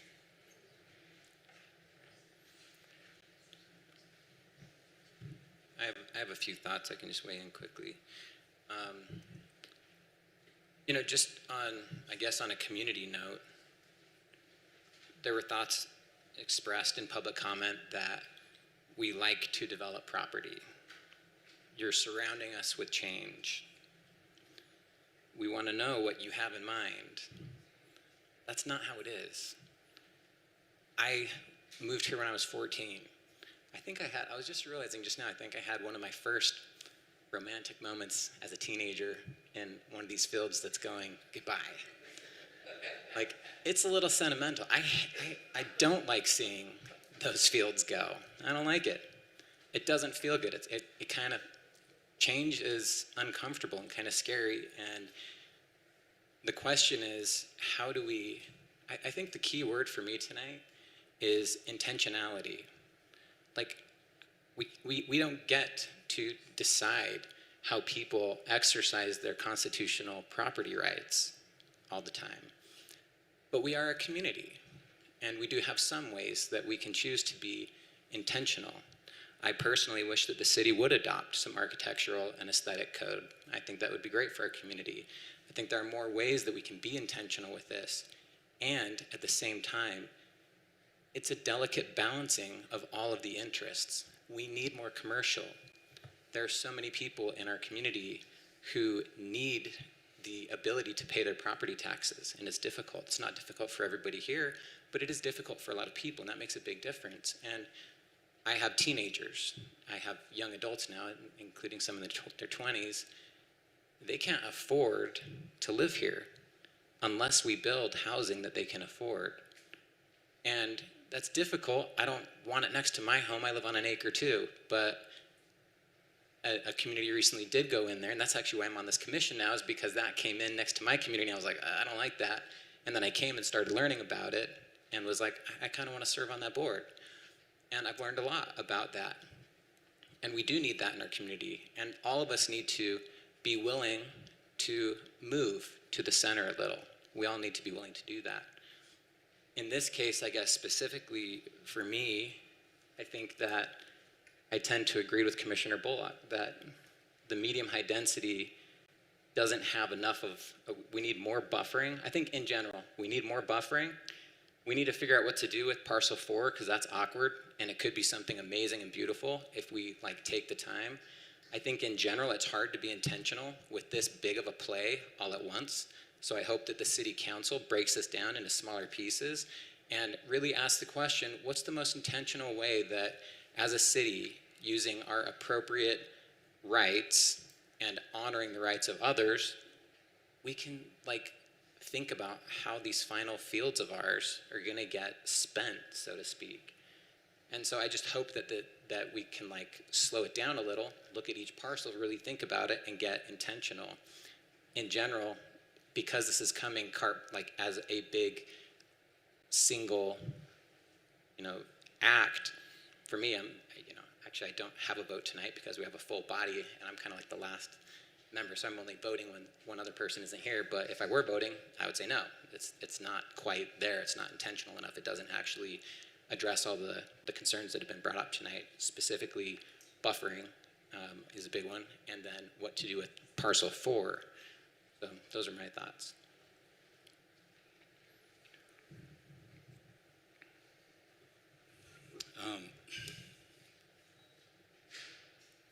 There are not very many of us that are original here to Southern Utah, and then even on the commission, there are a few of us that are, and if I had my preference, I would have it stay the way it always was, growing up. But the problem is every single person in this room that has moved here at any point in time, whether it was a year ago or 10 years ago or whatever, has contributed to the growth, whether you like it or not. And the problem is people move here, and then the next year they're like, I don't want any growth.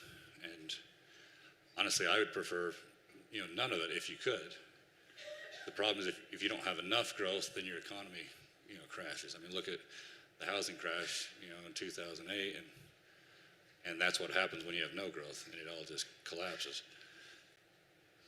But my preference would be that we don't have any of this, I mean, what I said earlier about commercial reducing traffic is true. If we become a suburb of St. George entirely, we have all the problems and no money to fix any of the problems, and that's just how it is, unfortunately. With that said, I personally think that corridor is where we should have some commercial, and we've actually, it's been, even though it wasn't part of the city land, it's been talked about for quite a while that, hey, this is likely going to be commercial eventually, this corridor here. But I think the neighborhood commercial at a minimum on parcel 3 and parcel 4 is a much better fit. And I mean, honestly, I'd rather have all 3 parcels be neighborhood commercial, just for the simple fact that Paseo is very close by and is the bigger commercial, and so that would let this focus more on the smaller, which I think blends in more to the neighborhood. I mean, I think it needs to be commercial there, but I think neighborhood commercial is a lot better fit. I do think that there needs to be better buffering, though, with those existing homes that are there. And I think, the backside, like the right side of parcel 4, I think you need to have maybe some, low density or medium density or something, between there to buffer it. It's a little hard because it's an odd shaped piece and you'll end up with space that you can't really put anything on, and I get that. But I think that along all those areas, both on parcel 3 and parcel 4, where you're butting up to very low density, I think you've got to feather it, at least with a street to, houses on either side of the street worth just to, because at a minimum, whoever buys in here, they'll at least know that, hey, this is commercial, so they'll still likely not be happy with it going in when they move there, but at least there's a little bit of, like you said, intentionality, a little bit of somewhat of a notice for it. So I would say that. I would say make the commercial all be neighborhood commercial. And that does limit a little bit the type of commercial that goes in there. It gives the residents a little bit clearer picture of what could go in there, just because, CCOM is a lot more broad, so it's harder to say what could or couldn't go in there. Add the feathering with the very low density, and then my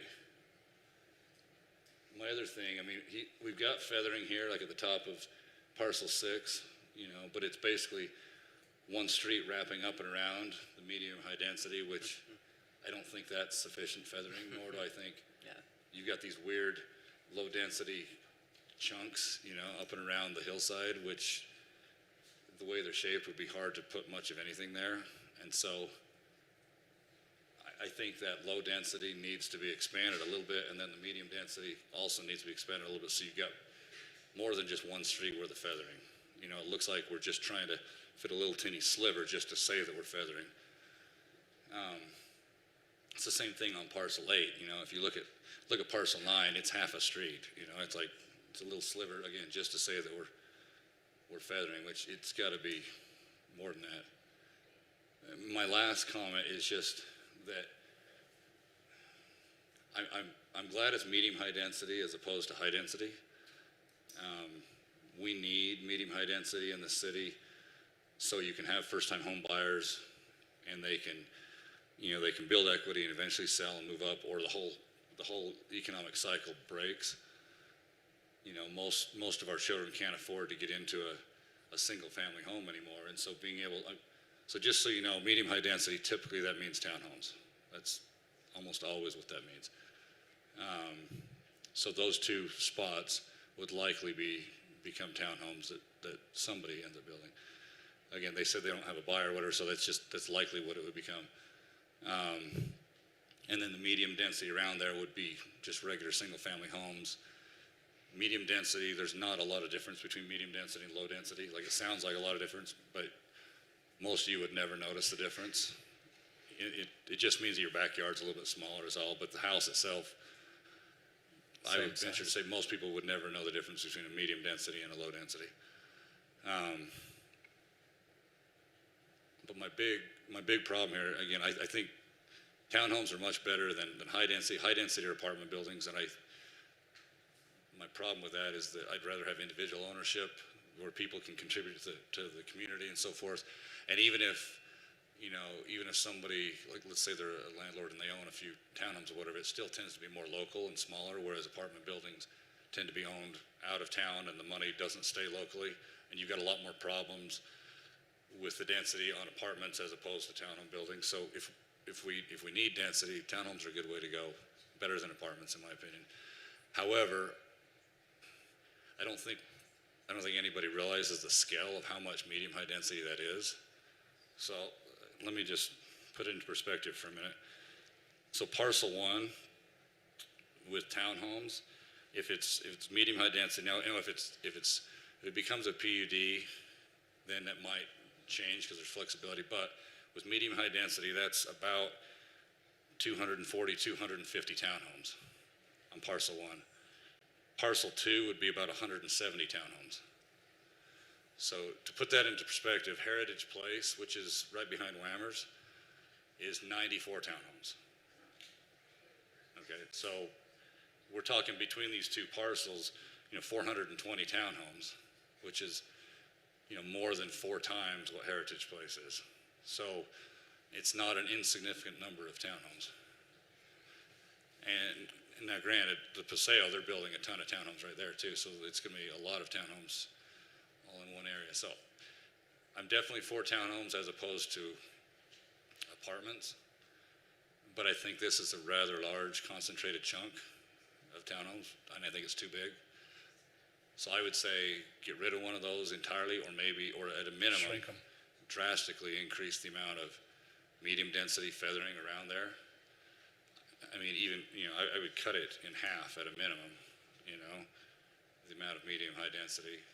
And then I would probably increase that low density up top just so it can kind of connect to itself and not be stranded. In answer to your question, Commissioner, you're about a park. The most likely place a park would be in one of these townhome communities, just because it would likely be part of the amenities that are required for that many units or whatever. So that's probably, the townhomes would be the thing that brought the park in, likely. So anyway, I don't think we should approve it as is. I think it's good to plan this whole thing out because it needs to be planned now that it's newly annexed land, but I think that it's overreach as it's currently presented. No, and again, I concur. So I guess from a procedural standpoint, just to make sure, we can vote on this, and I'm not in favor of the way it's structured either. So there's a chance this thing could get turned down. It could be, and this is for council, just to make sure we're clear. We could vote on this. We could turn it down, forward it on to city council, and see what happens. Or I would assume that the applicant, if they want to, we hate to table things, but they could table it and recut this and take another swing at it. That's a question for. So I guess I'll ask the same thing of the applicant. Do you guys want to table this and revise it, or do you want to take a denial? Recommendation. Recommendation, yeah, it's not a denial. The council gets to make that final decision, but. So if the applicant could come up and tell us what they would rather, please.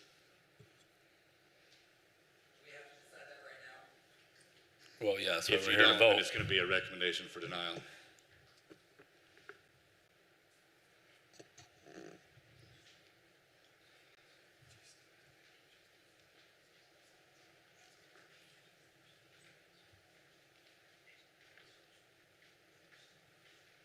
So Jason Smith, representing the applicant, they would like to table it. I would just request specific changes that you are looking for on this. So I won't speak for everybody. I'll tell you my changes. I want the commercial changed to neighborhood commercial. I want there to be feathering of probably medium density between the very low density and the commercial on the parcel 4 and parcel 3. And then I would like to see the medium-high density decreased in size, possibly half as much. And then the feathering between the low density and the medium-high density, that little strip up there, I think the low density needs to be extended a little bit just so it's not a weird stranded piece, and just have a little more feathering rather than just one street there. On the You understand? Upper left.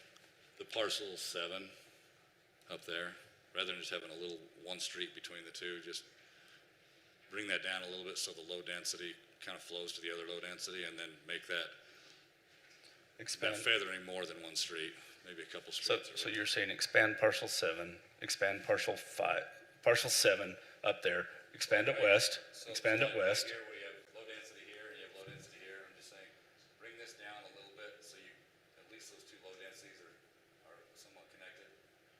Shrink this, medium high density, make the feathering here more than just one road, make it bigger. And then this, I'd say same thing, make this feathering larger, more than just, the one road here around that, where that would shrink this plus give it more feathering. And were you saying in general, cut the medium-high density in half, basically? I'd say, I would prefer to see the Yeah, medium high density cut in half, and a way to do that is you shrink this, you make the feathering around it more, you make this smaller, you make your feathering more here, bring the low density out, have a little bit more low density. And then right here between the commercial and the very low density on this side, bring your medium density up a bit, and then same thing with this, bring it across a little bit just so you've at least completely feathered that. But on these, with the townhomes and everything, it needs to be more than just one street of feathering it. That would be my recommendation. Okay. I actually second that. I think it, I agree with you. I wouldn't worry so much about for it all being INCOM instead of CCOM, but yeah, I agree with Corey. That's exactly how I pictured it. Those were,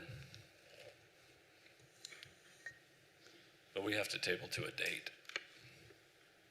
if it is tabled, is there a way to have some kind of, or is, I mean, So can I just clarify, are you wanting to table the public hearing or the deliberation, or what is it that you're tabling? Tabling the public hearing to see them present come back an additional different? plan. Yeah, additional plan, but You would- outside of this you would- meeting, You would table the public hearing and the decision so that the applicant can do what they indicated, which is present some Right, so, changes. so they can present a different plan, and so the public can come and see what the different plan is.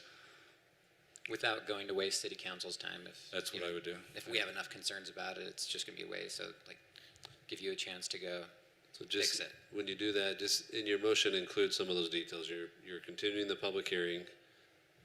That's just a statutory preference for my legal brain. Continue the public hearing so we can reopen it at that date and let more people comment if they would like. Also continuing the decision, so there will be no decision tonight. You're continuing the recommendation decision. And then the applicant's aware that they've made a commitment on the record to bring you, I guess, some changes. Yeah. How long, that being said, we probably should talk a little bit more about the commercial. How long do you need? 2 weeks, a month, 6 weeks, 2 weeks. weeks? I can be available, we can be ready for next meeting. Do you have a date, Eldon? that'd be September 2nd. Correct.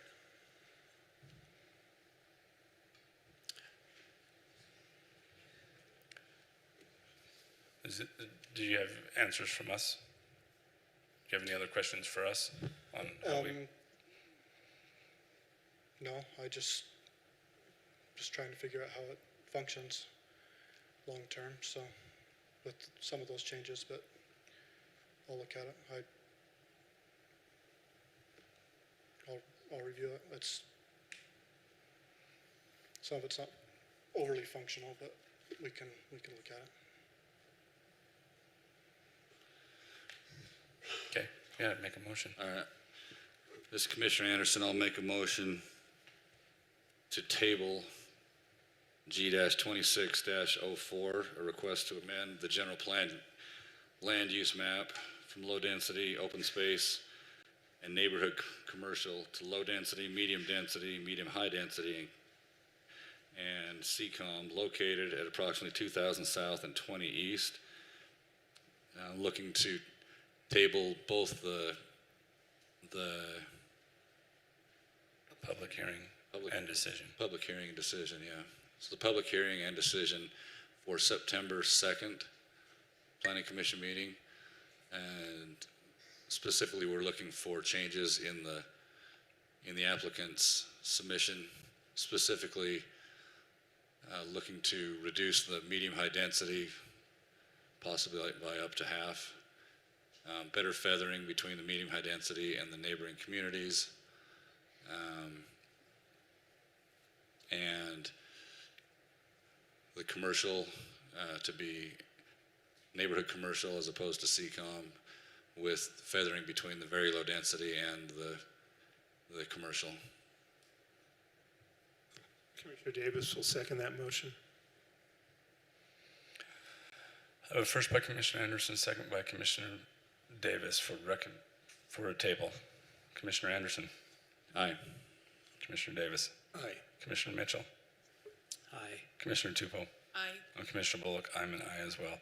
And everyone in the audience, this will not be noticed.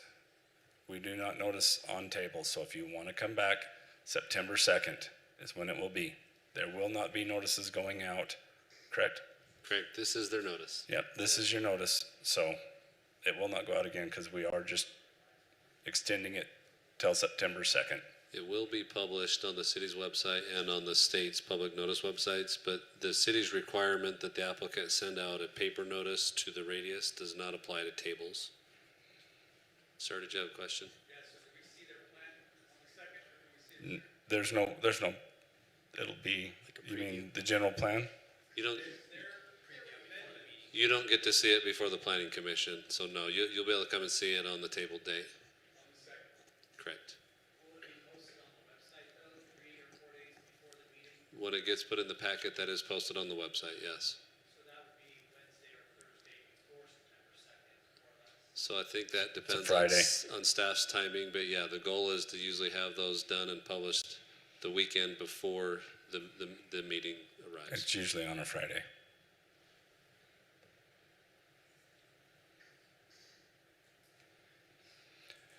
All right, item 4B.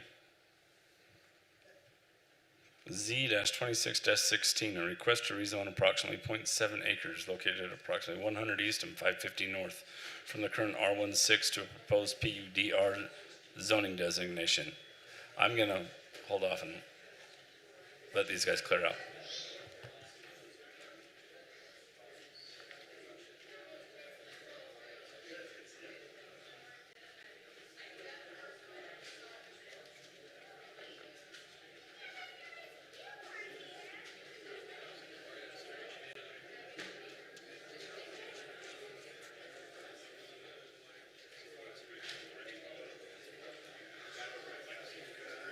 Hey, if we can move out so we can finish this meeting, please, everybody.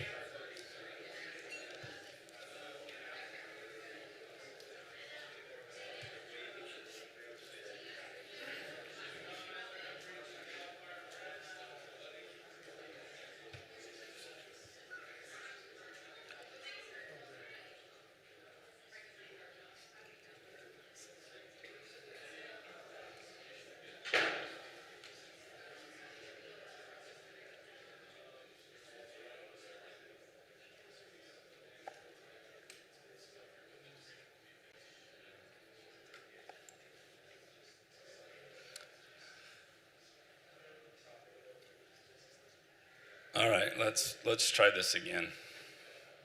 Item 4B, Z-26-16, a request to rezone approximately 0.71 acres located at approximately 100 east and 550 north from the current R16 to the proposed PUDR zoning designation.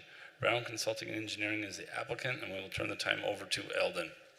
Thank you, Commissioners. The Utah Department of Transportation acquired the .71 acres here when making the Main Street connection to I-15, along with the need to relocate access to the residences located at 446 North and 456 North. I'll zoom in here. You can see these two homes. This is where the right-of-way used to be for Main Street underneath, and you can see they access there. With the relocation, realignment of Main Street, UDOT was required to bring their access through this alleyway here, so they had to purchase this property, which we're discussing tonight. The proposal includes, let's get this map here.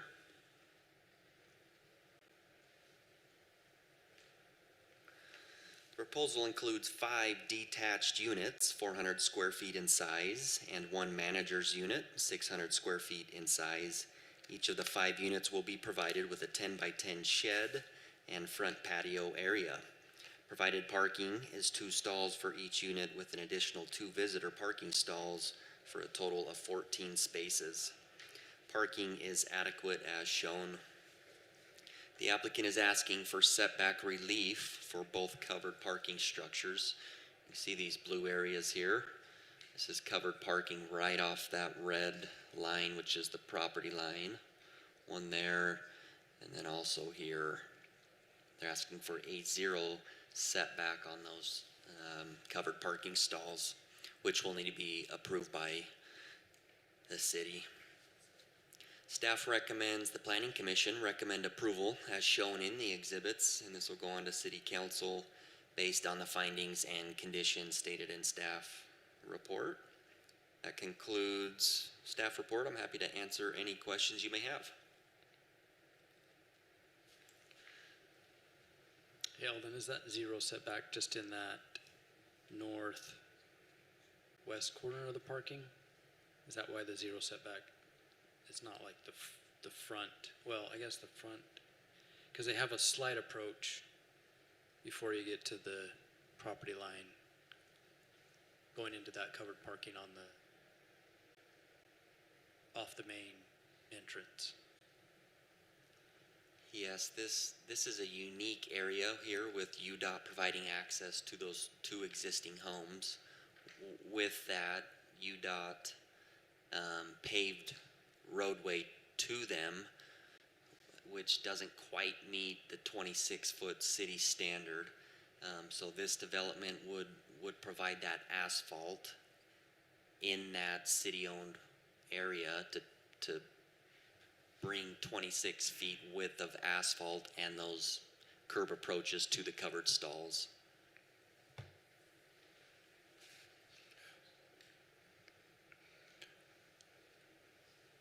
It says that it's for Project Valor, so these are just rentals to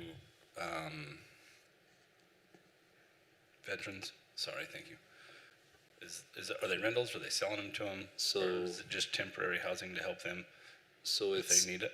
It's housing dedicated for veterans. I believe it'll be owned by a not-for-profit association that will manage kind of the tenancy and when The they Project come and go. Valor is one who more than likely. Correct. I do believe there is an element of renting / tenancy between just because they've got to have something to define, occupancy and the legality of it. But it's not your typical rental where, it's got, the city's trying to contribute in ways which allowing it to happen on parcels that maybe wouldn't get approved for just a single family rental right here, for example. The not-for-profits contributing in both grant funding and other donations and funds to help get the things here and get them established. But yeah, it would be housing for veterans, and they would have a right to live there, a tenancy right, but it would be owned by an association, a not-for-profit organization. So, I love that idea. I think it's great what they're doing. My question is if something happens to the nonprofit, does they just sell these off and then rent them to regular people? Is that what would happen? So part of why this is running through the city's entitlement process as it is so we can set those type of conditions. And so those could be conditions for approval that it, you know, remain a rental to veterans of, you know, the military or however you want to designate it.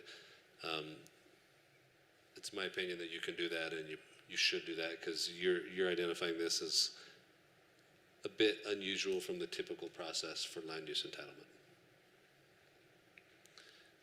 I think with the detail that you see tonight, it's not a PUD, but it's kind of akin to that, right? Which is a project that's getting approved on the, sorry, it is a PUDR, and that's the detail that you've got here tonight. And so part of the PUDR condition is that it remain as a housing for veterans project. And if it ceases to be that, then the PUDR could be terminated by the city. Okay. Do you guys have any questions? I mean, I love the concept, and it's super tight, you know, over there. But you know what? You're putting, you know, I think you're putting the space to good use. You know, one question, and you see, I think we've got in the diagram here, you have that third set of duplexes that's framed up that construction hasn't commenced on that on Prada. I think it's Prada Lane, or I believe that's it. Prada Pecana.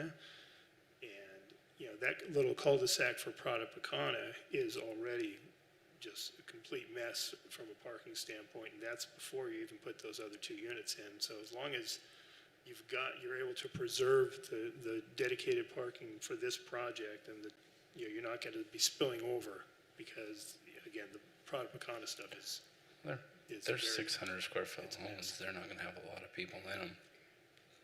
You got drive it at night or on the weekends. You can't get down the road. But Yeah, no, I agree. I mean, it's a super use of the land, I think. Yeah, I think it's a really cool project. I love that the city is doing this with our history with veterans in the city, and how much the city cares about that. And I think the use of those two little weird, you know, parcels right next to the freeway, I think it's cool. I love it. And I like that we're making little exceptions and finding ways to make it happen, and just, you know, let it happen. I think it's cool. So I'm going to open up a public hearing. I will just add, this will be a first instance of this type of thing in the city. And to Commissioner Yuer's commentary, we haven't done it before. We've got representatives, you know, the mayor had a news article a month or two ago with the governor's office that talked about this. And so we've got leaders that are interested and open to doing something like this for a good cause. I don't think it'll crash and burn, but I also don't know what it's going to look like in 30 years. But you know, we're a city. We looked really different 30 years ago than we do today, and I'm sure the same thing will happen in the next 30 years. And hopefully, we remain having good leaders and people that are willing to make tough decisions, and we'll deal with the next 30 years when they get here.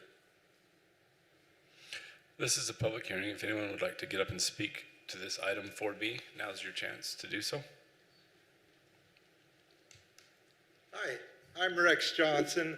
I live 75 West, 400 North, which is just down the street and across where all this extra unused property is showed up from this on-ramp that we've got, and that's tied into that's on the other end there. And let me first say, I love the idea of taking care of our veterans. I don't think that there's a better idea out there, but I don't believe that this is the location to do it for two different reasons. The first one is we just had that off-ramp shoved down our throat. We that lived in that area had a small, quiet neighborhood that had pretty standard property values, not being depreciated. Well, a good half of our neighbors were pushed out of the way, and now we've got uncontrollable traffic right there on 400 North. It's like a stepchild, redheaded stepchild. You go down to 300, they've got crosswalks, they've got signs saying to watch for pedestrians and stuff. You get up towards the freeway on 400 there, and you've got nothing. It's a free-for-all. It's just getting busier every day. I'm a little frustrated because I feel like that was there wasn't a resident in that area one listened to on that side. And I believe that it benefited the city greatly by being able to promote that property that they owned and be able to sell it on the other side for a great premium. And I hope that helped my property taxes from having to go up. And you go a little bit further up, and now in this new development that they're building, it's multi-million-dollar homes. What about we're old Washington. We've been there since the 70s. I mean, there wasn't any other part of Washington. What you just spent 2 hours talking about, there was 2 people that lived out there when the people that live in this part of town you're talking about moved into town. They're not big, beautiful homes like it seems like they're really worried about, but it's what the people that live there can afford. And they're worried about their property values. They're worried about what's going to happen when all of a sudden you take and make it to where you can put these little tiny homes and make it that condensed right there. I think that something ought to be done right there for the community. I think that maybe a dog park or something like that, a park that those houses and the neighborhood could utilize right there. I think that it ought to be utilized for something, but I don't think that this is the best process for it. And reading about the governor's meeting with the mayor and everybody, they've got pretty high ambitions to do more than just this. There's 5 places in that, right? Well, if you read through that meeting, it states that they're hoping to have 8 or 10 of them in the near future, which puts them across the street, also over directly across from me. And now stop and think about it too. We're helping these guys out, but we're going to put them right on a freeway off-ramp. You know, the city and the state own some pretty amazing properties around here. And I think it would be very beneficial to everybody to put them in an area that would not only support and help them out, but would give people a choice to what they wanted to build around it and what they wanted to come into it. And that's how I feel about it. I've looked on the map. I know that the state owns several pieces. I know that the city owns several pieces. And like I said to begin with, I strongly believe in this idea. I just don't think that we should shoehorn them into an area that's been abused already, and that anything we can fit them into so that we can pat ourselves on the back and say, we did it, look what we did. Let's do it right. Let's take care of them. Let's treat them with the respect that they deserve, and let's give them a piece of town where they're not just being shoved into something to where it's going to be burdensome to them and burdensome to everybody in the area. Thank you for your time. I appreciate it. Thank you. Commissioners, real quickly, just because of the comment, which I appreciate the gentleman and his comments, and also you can tell he's looked into this quite a bit. It is true that UDOT, so these pieces are currently owned by UDOT, and UDOT has presented their contribution of these to the project as one way that a state agency also participates in the concept, because the city does not own these parcels. There was a time when UDOT had asked the city if the city wanted to buy them for other purposes, and the city declined to purchase them. Across the street to the west at the top of Main Street is another piece of land that I believe used to have 9 homes on it, eight or nine homes that UDOT acquired and took down as part of the interchange project. That was also offered to the city for purchase. The city declined that. I just wanted to clarify that the city is not aware of this concept going to that side of the highway. We are aware that Project Valor and the state leaders would like more projects than just this one, but this is the extent to which the city is aware of Project Valor doing something like this in our city. And so the gentleman's feelings are, he stated them, I think they were genuine. I just want to clarify that I'm not aware and the city's not aware of other Project Valor concepts that will be coming at parcels of land in that vicinity. I believe this is the one that they propose. Sorry, sir. So Kate Hoff, I own property at 91 East 400 North, so just down from the circle up there.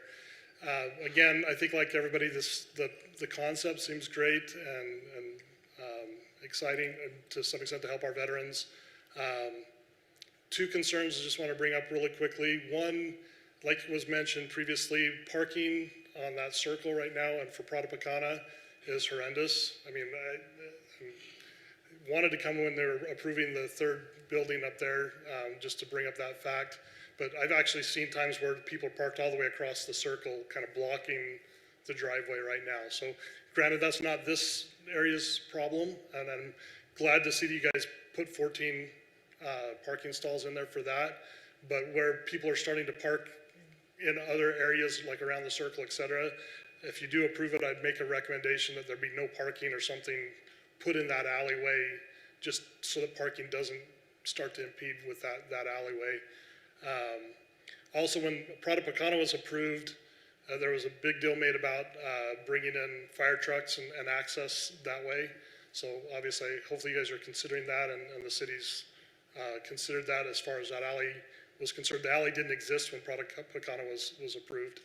And then the final and last comment about traffic is, when they put in the freeway off-ramp, one of the original proposals, and I don't have it stated here, but they stated that there needed to be a certain amount of distance from the freeway off-ramp to the home. So they were actually planning on taking the two homes that are just south of these two little homes, I think there's three homes there. They were actually planning on taking those as well. Somehow that changed in the plan when they kind of diverted it, and they came up with this driveway plan, but you're now putting not just one or two driveways that close to the freeway off-ramp, but it would essentially be 5 homes, driveways coming off of that little alleyway into that freeway off-ramp from that safety perspective. So again, I think it's a great concept, totally want to see it in certain places, but I think those items need to be addressed, either in the PUD concept or something along those lines to kind of handle some of that traffic and stuff that way. I had one more comment. I did receive notice, so it was kind of interesting, that previous stuff, so I appreciate the notice to be able to come here and do this. But I also kind of found it a little interesting that 2 months ago, we're already talking with the county almost. I mean, the article did say, hey, it's got to go through the approval process and things that way, but it does kind of give a little bit of perception of, hey, things are happening without that going on that way. So just kind of that comment as well. Got to be careful how we communicate, because it did kind of seem like it was something the city was already planning on doing. So anyway, just appreciate the time for the comments. Thank you.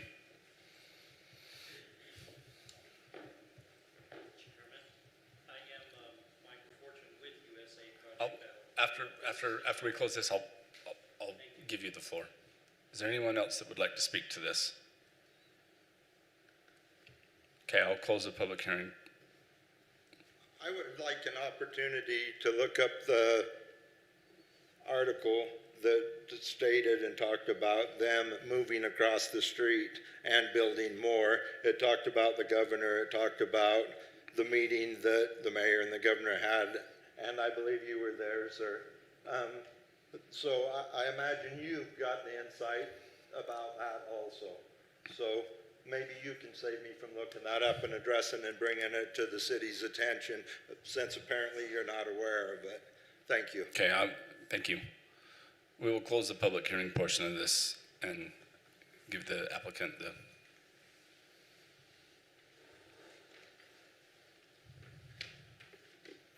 Thank you very much. I appreciate it.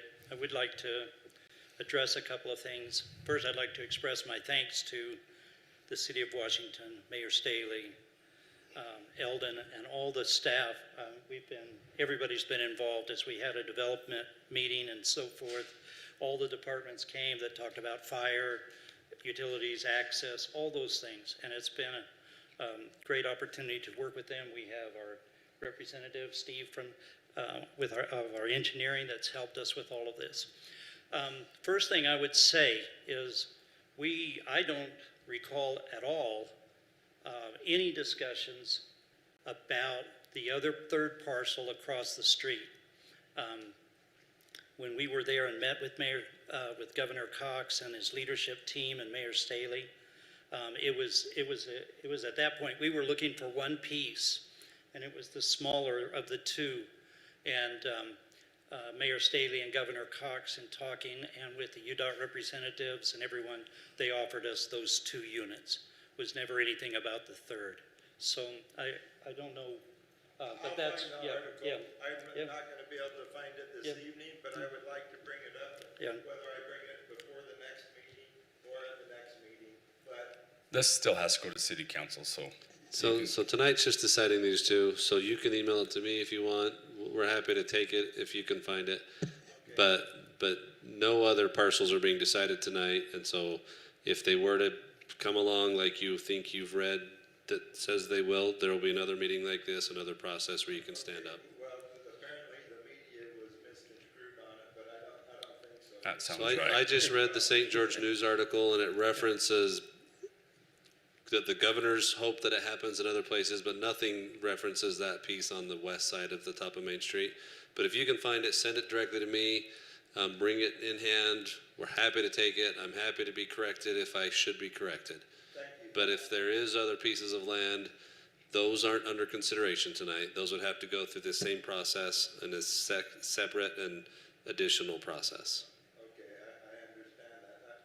I think it's a little close to have that off-ramp to any residence, to be honest with you. That's why you build commercial on the other side, right? Yeah, so you're not on the microphone, and the staff are saying make sure he stands up in the microphone, and so we've heard you. We've got stuff recorded, but if you find that, you're welcome to bring it to me or send it to me, and I will happily correct my statements. Yep. So the other thing I would address is to clarify that this is for aging veterans. They may be single individuals, they may be a couple, but that's pretty much what this is designed for. The biggest problem that exists, what the whole concept behind USA Project Valor is to help struggling and aging veterans. And one of the biggest struggles that our aging veterans have is that they are priced out of almost any type of home, rental unit or things like that. We have seen it in different areas where they may have a studio that we've had individuals where they had a studio that was $475 a month, and it raised up to $750. That particular veteran was on a fixed income of $1,025. I mean, he couldn't do that. He had to turn it over. He had to give his notice that he was leaving, and was living in his car. And this is what we found, and the VA, as we work with them, because we work with all organizations dealing with veteran support, our whole objective is for our aging veterans, is to give them a place that is affordable to them. We're not looking, and that's where we reach out to to the state for the help in the concept of this. And if you're living in a car, being right next to the freeway is not so bad. Being able to go in and have a kitchen and a shower and a bath, all those kind of things, it's really a big upgrade. It's a big help. It's a great opportunity. And we figure that most of these veterans, and there's some already down here in southern Utah, that qualify for a HUD voucher that is specific to veterans, which is called a VASH voucher. They are eligible for it. The problem is there is nowhere that they can find that they can rent based off what the amount that the federal government sets, basically of $800 a month max for a 1-bedroom. For a studio, well, and so anyway, it's basically about the same. So that's the problem that we were seeing. And so our objective with our senior and aging veterans was to give them a place that is affordable for them, that whatever that bracket is, that's what it'll be. And if it needs to be less to help them based on their income, those kind of things, that's what it will be for. They will be there until they need to, as long as they want to, unless they need to go to a care facility or that they pass away. It's a small number of units. The reason why we are putting a management unit there will probably be a veteran or veteran couple, And it's to basically to keep an eye on those veterans, make sure they're okay, make sure that they're not, that something hasn't happened to them. We will also have the grounds all maintained by a third-party company. We want this to be a treasure for the city of Washington City, something that they can be proud of, that they participated with the community and did this and is helping these veterans, and that is a model to other cities throughout the state. Our specific focus is just on Utah veterans. There's some great national organizations out there, but I don't see them getting to Utah for several years if they do, because they're focused on the huge, bigger cities. And we have veterans out there. We have veterans that need help. So we also we were asked a question here a few times over the last few weeks and so forth. Are you going to have homeless veterans in there? Are you going to have homeless people in these homes? No, we're not. Do we work with homeless veterans? Yes, we do. But we have partnered with, we are in the process and working with the CARE and Iron County's Care and Share facility, which is a homeless shelter and a food bank. They've received a grant. They're doing an expansion. We hope to be able to help provide 8 to 12 units that will help their overflow. And if we have struggling homeless veterans, that is a great place to go. So we look for those that we can help. That's what we're looking to do, where we would direct them to. There's a lot of veterans that try to use that facility now, but it's always full. And we're really looking at this for the aging. The other thing is instead of building unlike others, Switch Point is a great example. They deal with everybody, but it's a complex, it's a compound. Most of our veterans, if they have a place of their own, where they have a little yard, it's theirs. Basically, it's like a home. One of the elderly veterans that we had, that was probably the best thing that he said. I finally got a home again, and it's not that big. 400 square feet is not that big, but it is. If you look at the pictures inside, I think we sent some of those. But it comes with all the appliances, all those things. It's high tech, modular, and that shows one of the manager's unit as a degree, and then here's the others and those types of things. And that's what it is to give them a place where they can finish out their life as they can and be independent. The parking issue, until I got down here myself and realized the amount of heat that there is, I understand now why Eldon said I have to have covered parking and so forth. It gets hot here. But I think about half of the senior veterans that we work with, they don't even have vehicles. So they have ride share, stuff like that, all the different things. And so our objective is to house aging veterans and help struggling veterans throughout the state of Utah. And we look to create small little communities like this. And Washington City has stepped forward with Governor Cox as the first one to be the model to other cities throughout the state. We started our charity in northern Utah in Cache Valley. We did our very first home. If you look at our website, you'll see it. You'll see what happened. It tells the story of it. And we have 4 homes there now.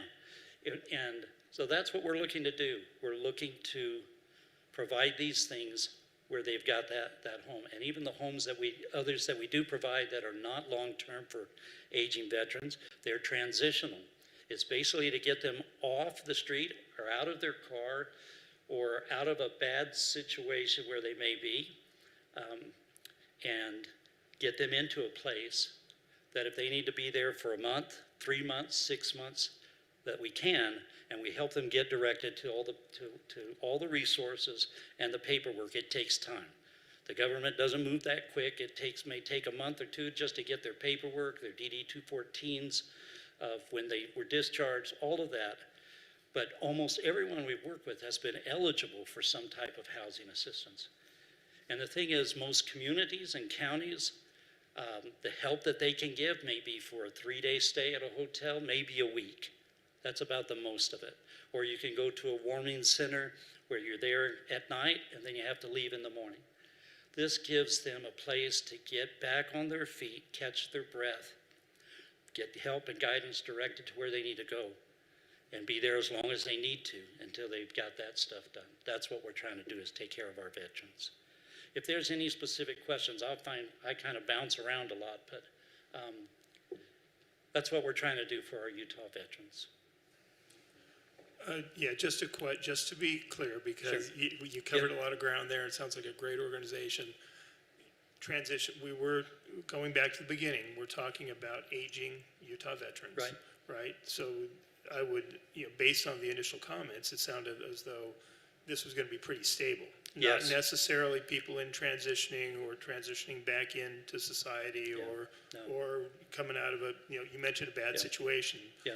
But it sounds to me like the fundamental structure of this particular project are for aging Utah veterans. Yeah. It's not going to be you're not going to be seeing U-Hauls No. changing people out No. every month.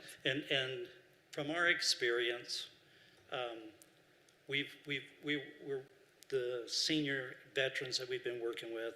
We have some that have been housed for over a year now. We did our first house in December of 2024. Is when that first veteran moved in. The senior ones have been, once they've been housed, they stay there and so forth. So yes, and there's a whole different other thing. Matter of fact, in the city of St. George, we're working there for a transitional house that we'll have one unit that for a veteran that is in need or in a bad situation, that they can go into there. We're working with the Southern Utah Veterans Coalition as that goes through there and so forth. But this is just for our aging veterans. It's a model to be shown to the other cities throughout the state of what they can do. And thankfully, because of price of land and everything else, the state has helped with this.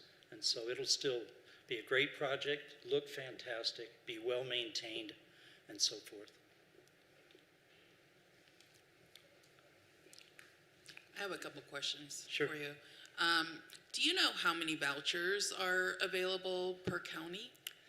I fight with the VA about that all the time, and they don't like to release much information. To answer your question, no, I don't. To take it a step further, I am working with the VA to find that out, and with state representatives. We have a situation in Cache Valley, they give 5 vouchers. We have 5 people on a waiting list, and we have 5 people in those homes. We've had an individual that waited over a year before he got able to use a voucher. So the question is, how come in Ogden you have 50 vouchers that are not all used? Why don't you let those extra ones come here? Well, because if we give them to you, then we don't get them back. Well, so, I mean, there's some issues there that just need to be worked out. I don't know how it is throughout the state, but I will someday I will. Yeah, I had that question because we're financing a transition of a hotel into that. And Yes. and this other, it's a major city, but it's not in Utah.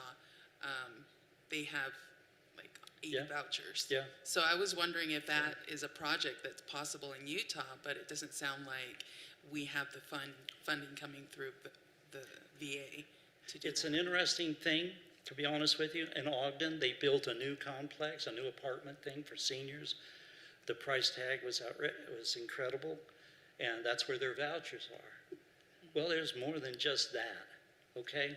But there's reasoning for it. There has to be a caseworker with certain credentials to support more because they need to work with that caseworker, those types of things like that.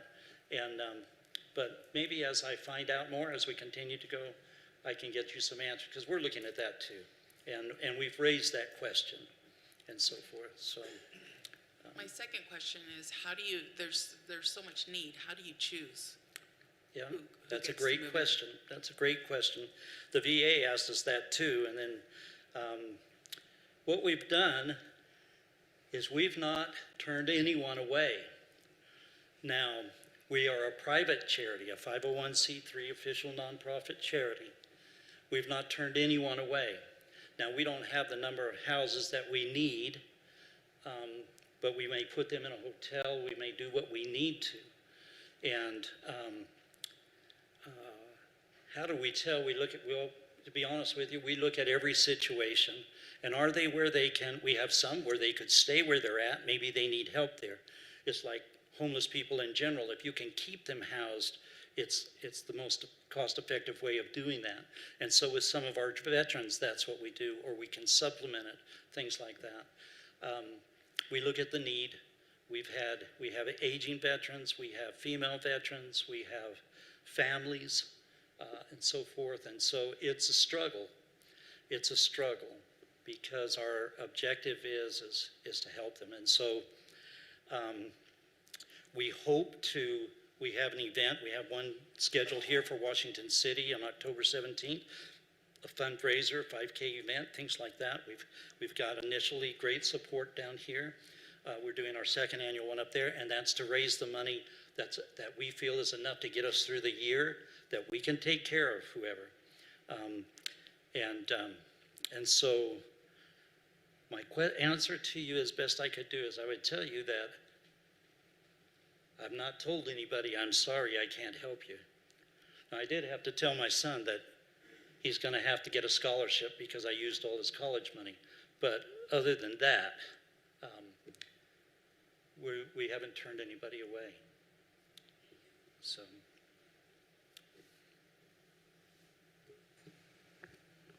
Thank you. Thank you very much. I have a question or two for you. Sorry. So, I like the idea. I like the idea of helping out, and finding a unique way to, and it's not just veterans that are in this predicament too. There's lots of people that they can't afford housing at all. I guess a couple questions though. From what you say,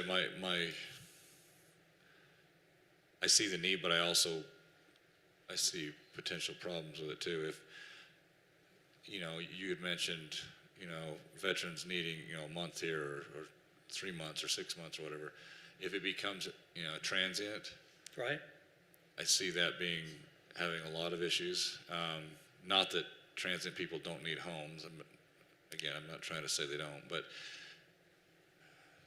also, you said like most of the people living here don't have a vehicle. But with that said, how are they going to afford? Well, I guess they get the voucher. That's how they afford the rent. But is there a path for them to be able to get where they're receiving the voucher, and is the plan to try and get them to where they can get a job? And if so, how does that affect this? Then they move out. Yeah. How transient are we really talking here versus how permanent? I see this, great question, and maybe as I kind of mixed the two types of groups we work with, I really perceive these to be long-term. They will do an application. They're already on a fixed income. They're just looking for permanent housing. And typically, when they get a voucher, they sign a lease for at least 1 year with renewals and so forth. And they can, with that voucher, they can pretty much go anywhere they want. The biggest problem is finding something they can afford that's quality. And so with all our senior veterans that we've had, once they came and reached out for help and we've been able to help, we got them into places and they're still there. We really see the aging veterans are going to be here. They're not necessarily going to look for something else.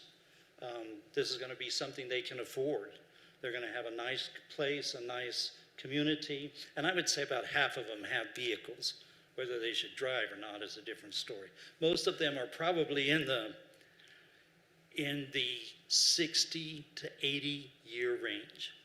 These are veterans. The ones that are close to 80 are some of the end of the Vietnam veterans. Others are the Iraqi war veterans from that situation and some of those battles, from the burn pits and all that kind of stuff that they've had to go through. And so we perceive that it isn't going to be transit, that they're going to come in, they're going to be background checks, all those kind of things. And they're going to reside there, they're going to sign a 1-year lease, that kind of stuff. And what would get them out is if their health changes or there's some issue that way where they need to go into a VA care facility. And if housing opportunities open tremendously and they could pick and choose a lot of stuff, then that would happen. But that's not something. I don't see homes being available for $600 a month or something like that, to be honest with you. If aside from the fact of getting, the land as you did, and that's your biggest cost savings there by far, but Yeah. I mean, for a one-bedroom unit in Washington City, you're around $1,000 a month to $1,100, so it's not that much far out of reach of this. I guess my question would be, how affordable are they if you had to buy the land normally? Could you build them and keep them under that? or not? No, it wouldn't be. That's why this is a pilot Sorry, I guess let program. me rephrase that. I know you obviously couldn't with the $800 a month. Yeah. Could you and this is I guess a broader question, but could you build them to where they could be rented at the $1,000 to $1,000 like the market rate or not? I first of all, 90% of the veterans that will go into this place, if not more, they only have $1,000 to about $1,200 a month. That's all they have. And so by qualifying for the voucher, that's taking whatever their house payment is. Now they have them pay a small portion of it. If it's $800 is what it is that the HUD qualifies for, they may pay $150 of it, something like that. They have them pay a portion that they're a part of it and in the game. But no, these two parcels were appraised, and they appraised it just at $490,000. I mean, there's no way in the world, as a charity, that we could purchase that, Right. put the units on, and so forth. And we are working, they're modular units. They're a boxable type unit that comes folded up. We set it down, we put them on the foundations. They're a permanent structure. We do different facade, things like that. And we are working with that organization who was at attendance at that meeting as well and made a pledge for a substantial financial support to the charity. So I would just say one other thing, I guess, is in the event that they do, like you said, half of them have cars, but they are also going to have visitors, hopefully, Yeah. et cetera. With the smaller the housing, the harder the parking becomes. I mean, the community right below it is case in point. Right. Even though it met, whatever the city's standards for parking was, it's still obviously not enough. And that's the case always with every single place that's rented. I mean, I would say on this bottom parcel here, right, you've got room to put additional parking. I would take it. I would use it and put additional parking, I just so think you that- don't have people backed up along the Sure. road. The top piece, I mean, you could maybe only add one spot, but I would definitely add some spots to that bottom piece. We'll look at that. There's ordinances that we had to meet, or requirements, because I think each unit has to have 2 parking spaces, and then Sure. we had to have 2 for visitors. Is that right, Eldon? I think. So I think the bottom thing is 6. And I understand that it meets Yeah. city code Yeah. requirements. I get that. Yeah. I'm just saying, If you have the room, take advantage of it. experience with this is always that especially the smaller the housing like this, you always need more than the Yeah. city requires. And so if you want to alleviate, issues, you don't want people parking on that alleyway street, you've got some land there. I would take it and add some visitor parking to help Thank you. alleviate that. We'll take that into consideration. Thank you. Thanks. The other one, the manager's house, will have Right, it a has a garage garage. as well. Yeah. And some stuff there. So, but, Thank you. yeah, no, thank you. Anyone else? Thank you. Thank you. Make a motion. Yes, please do. All right, appreciate the comments and certainly the concerns voiced, but I'm going to make a motion. Yes. I do have a question before we go to motion here.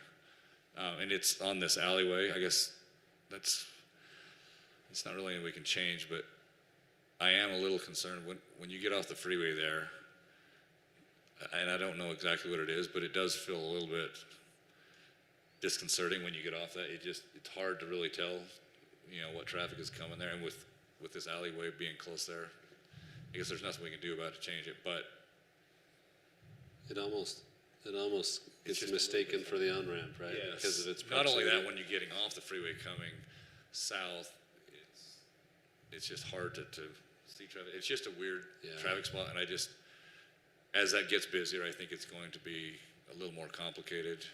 I don't own any of the land there, so I wasn't part of the UDOT discussions with the landowners, but it was the alleyway, and Mr. Hoff was accurate. Those homes were originally identified by UDOT as homes that would be acquired by eminent domain or negotiation removed to make space for the ramps.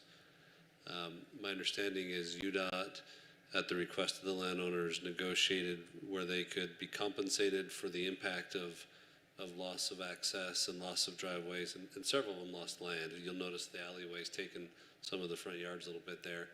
And so there was a deal to compensate them for what they lost, but also allow them to essentially stay, and then a consent that this alleyway would occur. It's not technically a city public road because it doesn't meet the technical specs of that. And it's also not intended to, connect other roads or become a part of the roadway network, but it's clearly paved and intended to be an access for some of the uses up there. And I guess my last thing, this is just, I guess, for the record, to answer the gentleman's question here. I did read the article about that. I looked it up. The governor said we have parcels of land like this all across the state, not all across Washington City, is what he said. So, I'm not trying to get any comfort. I'm just saying I read the article, and that's what he said. I read every one of them, actually. I just looked them up. There were 3. So, anyway. All right, I'm going to make a motion to approve item Z-26-16 and forward it on to City Council. This is a request to rezone approximately 0.71 acres located at approximately 100 east and 550 north from the current R16 zoning to a proposed PUD-R zoning designation, with just a couple of points to add for City Council's guidance. I wouldn't necessarily call them conditions. That number one, that these units are for aging Utah veterans. Number 2, the applicant and all should pay particular attention to the parking availability, including increasing the parking within this particular project. These are not homeless shelters. We're looking for 1-year leases on these items. It's Commissioner Anderson, I second. I have a first by Commissioner Davis, a second by Commissioner Anderson. Individual voting, Commissioner Anderson. Aye. Commissioner Davis. Aye. Commissioner Mitchell. Aye. Commissioner Tupou. Aye. Commissioner Bullock. I'm an aye as well. This will go to City Council in 2 weeks with a recommendation of approval. Or next week. Next week, sorry.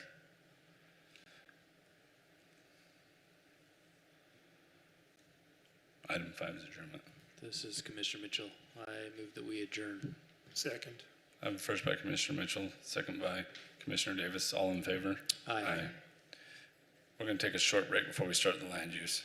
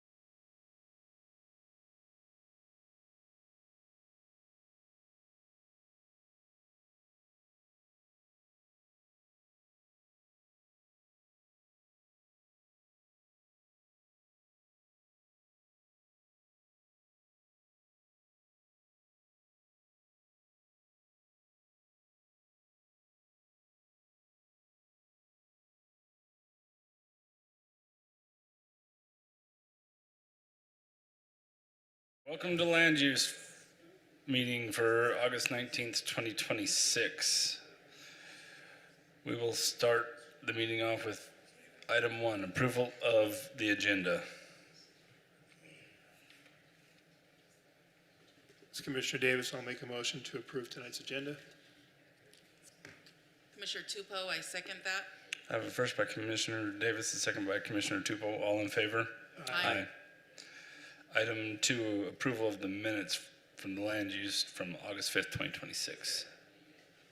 This is Commissioner Mitchell. I move that we approve the minutes from our previous meeting. Second. I have a first by Commissioner Mitchell, a second by Commissioner Davis. All in favor? Aye. Item 3, declaration of abstentions or conflicts. Does anyone have any tonight? No. Okay, on to public hearings. Item number 4A is a preliminary plat approval for the Red Trails at Sunrise Valley Phase 5 subdivision located approximately Birch Creek Drive and Muddy Creek Drive. I'll turn the time over to Sebastian. Good evening, thank you. The applicant is requesting approval of a preliminary plat for the Red Trails at Sunrise Valley Phase 5 subdivision located at approximately Birch Creek Drive and Muddy Creek Drive. This particular subdivision is proposing 6 single-family residential lots on an area covering about 1.18 acres. The density at this location would be 5.08 dwelling units per acre. The zoning designation currently is PUDR, with the PUDR zone to the north, county to the east, R18 to the south, and PUDR again to the west. The proposed subdivision conforms to the approved zoning, and the request meets the subdivision requirements and other state ordinances for this location. Staff has reviewed the request and recommends the Land Use Authority approve the preliminary plat based on the following findings and conditions. That concludes staff report, and I'm happy to answer any additional questions you may have. Was this the one that came in for zone change about a month ago?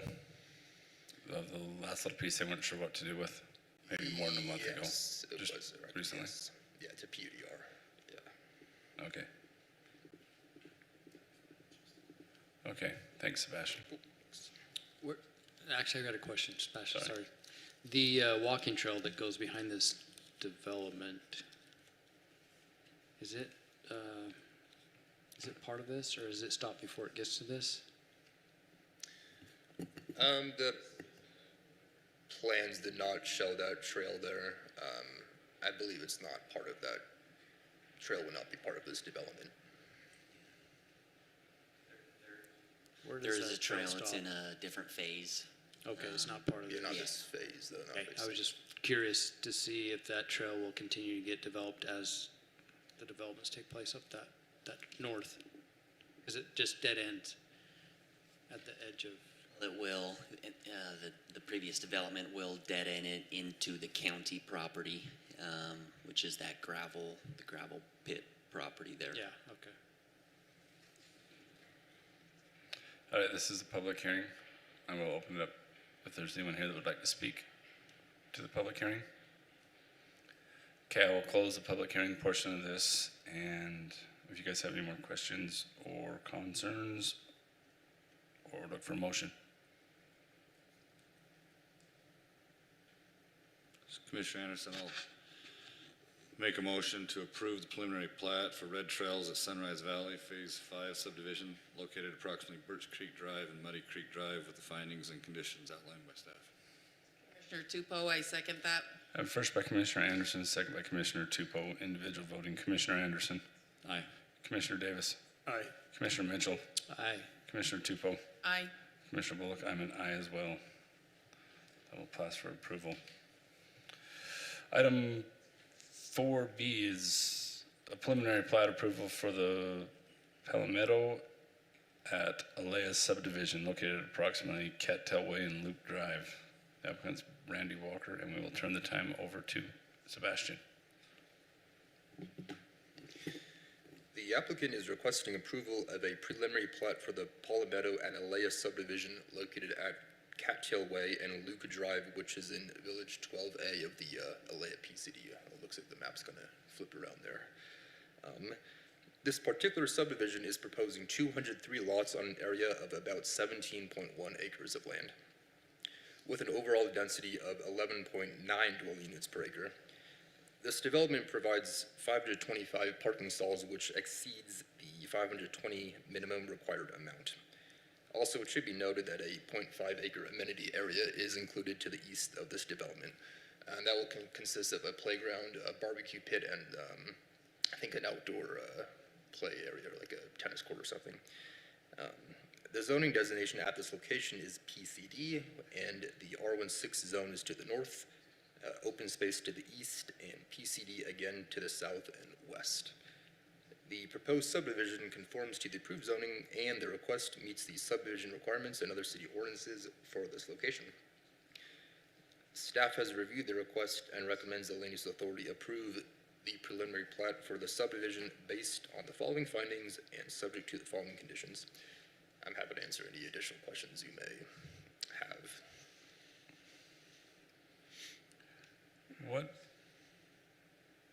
Is there a percentage that has to be completed before the amenities, or are the amenities 33%.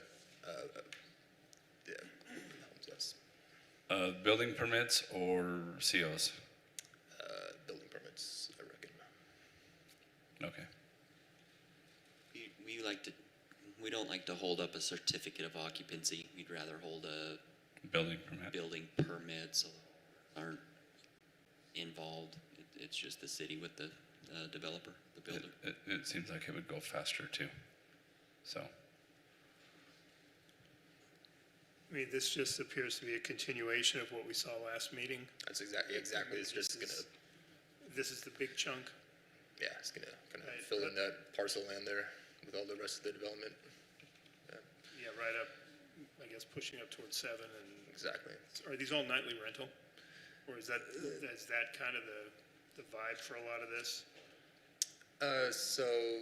Some of those will be. I'm not totally sure if they're all in that rental zone, but the whole area is nightly rentals, that part of Alea. But if the applicants are, they can expand. This one's not nightly rental. Okay, this one's not nightly rentals. These are not nightly rentals? Okay. Last week. Can you Actually, come up and talk into the microphone so we can get it on record, please? Sorry about that. My name is Sean Colarusso. I represent the Alea Development and Ownership Group.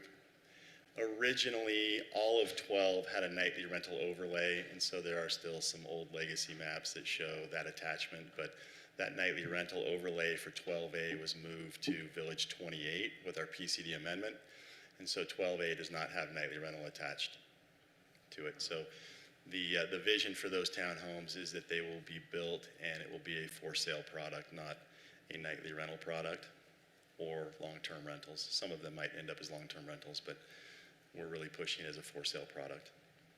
and will they be similar design to what you have on Sunburst Court? That whole, and you're still doing that whole North Carolina vibe? Somewhat. Those are specific to the nightly rental vision for that parcel. So the elevations that you saw for 12B are different from what we're proposing for this here. Again, this is intended to be a for sale product. We think it's a great product for the community and also for Alea because of the access to the amenities literally down the street.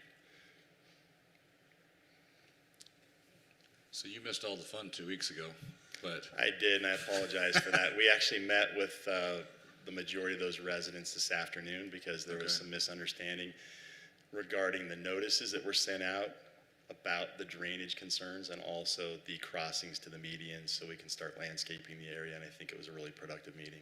That's great to hear. Have you updated the city on what the status of all that is and everything? I have. In fact, I sent an update to Eldon and Jeremy on Tuesday, so yesterday. I talked with Jeremy several times on Friday, and so Just if out of that hasn't been curiosity, shared with you, then we can make sure Out that of curiosity, that's how are shared. you going to deal with the drainage? Because even though it's technically their problem that they're draining, that's a tall order to try and get all those people to reroute their drainage. It is. Are you going to and- just connect it to a drainage pipe and get rid of it, or what are you gonna do? No, I mean, the reality is we should have only, our HOA management company should have only noticed the 8 or 10 homes that showed some concern, some erosion off the back of their lots into that open space to be landscaped. And instead, the HOA noticed everyone, I believe, in Crossroads, which created the uproar, right? There was a lot of confusion and frustration about the messaging. That needs to be cleaned up. So we have gone out and again looked at the areas that are being channeled where the erosion is in the open space and identified that there are about 6 to 8 homes that have drains off the back of their houses in the open space. And so we had our landscape maintenance contractor in attendance this afternoon to meet with them, or at least to schedule meetings so we can go to their specific residents, take a look at where the drainage issues are, and talk about viable options. One option, as you know, we have riprap and we have storm under the riprap. It's not my preference. I wouldn't have done it that way. It's the way the previous development group chose to do that. And so one thought was perhaps if the drain is already in that open space, maybe we can bring it down closer to the riprap and the storm under the riprap, and then have it just drain directly into that heavy rock mulch without disturbing and channeling out the new landscaping, if that makes sense. And That would be pretty cost effective. I don't know how that looks from a code standpoint, but it was a thought that we were presented with and we talked about. That's what I was thinking would be the best solution, just because it's gonna be hard to get all 8 people to Yeah, we don't dig up want their yard and whatever. we don't try want to figure tear it up out. people's yards, and we don't want them to tear up their yards. But if you can connect to some existing with some riprap, that's probably the best way to do it, I would say. Yeah, that's the solution that we're hoping we can proceed with. The bigger issue for me and for my team hasn't necessarily been that 6 to 8 homes have drains off the back of their lots in this space. I know we can come up with a solution for that. The bigger issue has been getting irrigation service to the 2 medians that we have to landscape because there are no sleeves under Washington Fields Road. And we have spent months trying to get a boring company to bore for us, and that hasn't gotten anywhere. So we've been working with Public Works on another solution. I think we're about there.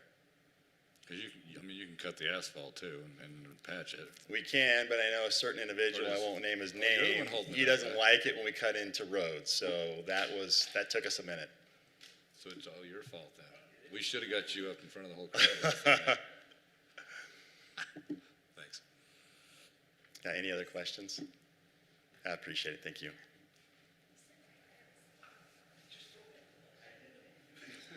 This is a public hearing as well. We will open it up for public hearing. Okay, we will close the public hearing portion of this since no one wants to speak. And if you guys have any more questions, if not, we'll look for a I actually have motion. a question. For this number of units, what's the fire code exit for streets coming out of this subdivision? How many exits are required? It'd be 2 ingress egress. You look to the north, this will connect into a previous subdivision, and then also to the south that we discussed and approved 2 weeks ago. So it counts if they connect it into a previous subdivision, even though they already have homes there as well? You are correct. Okay. Thanks.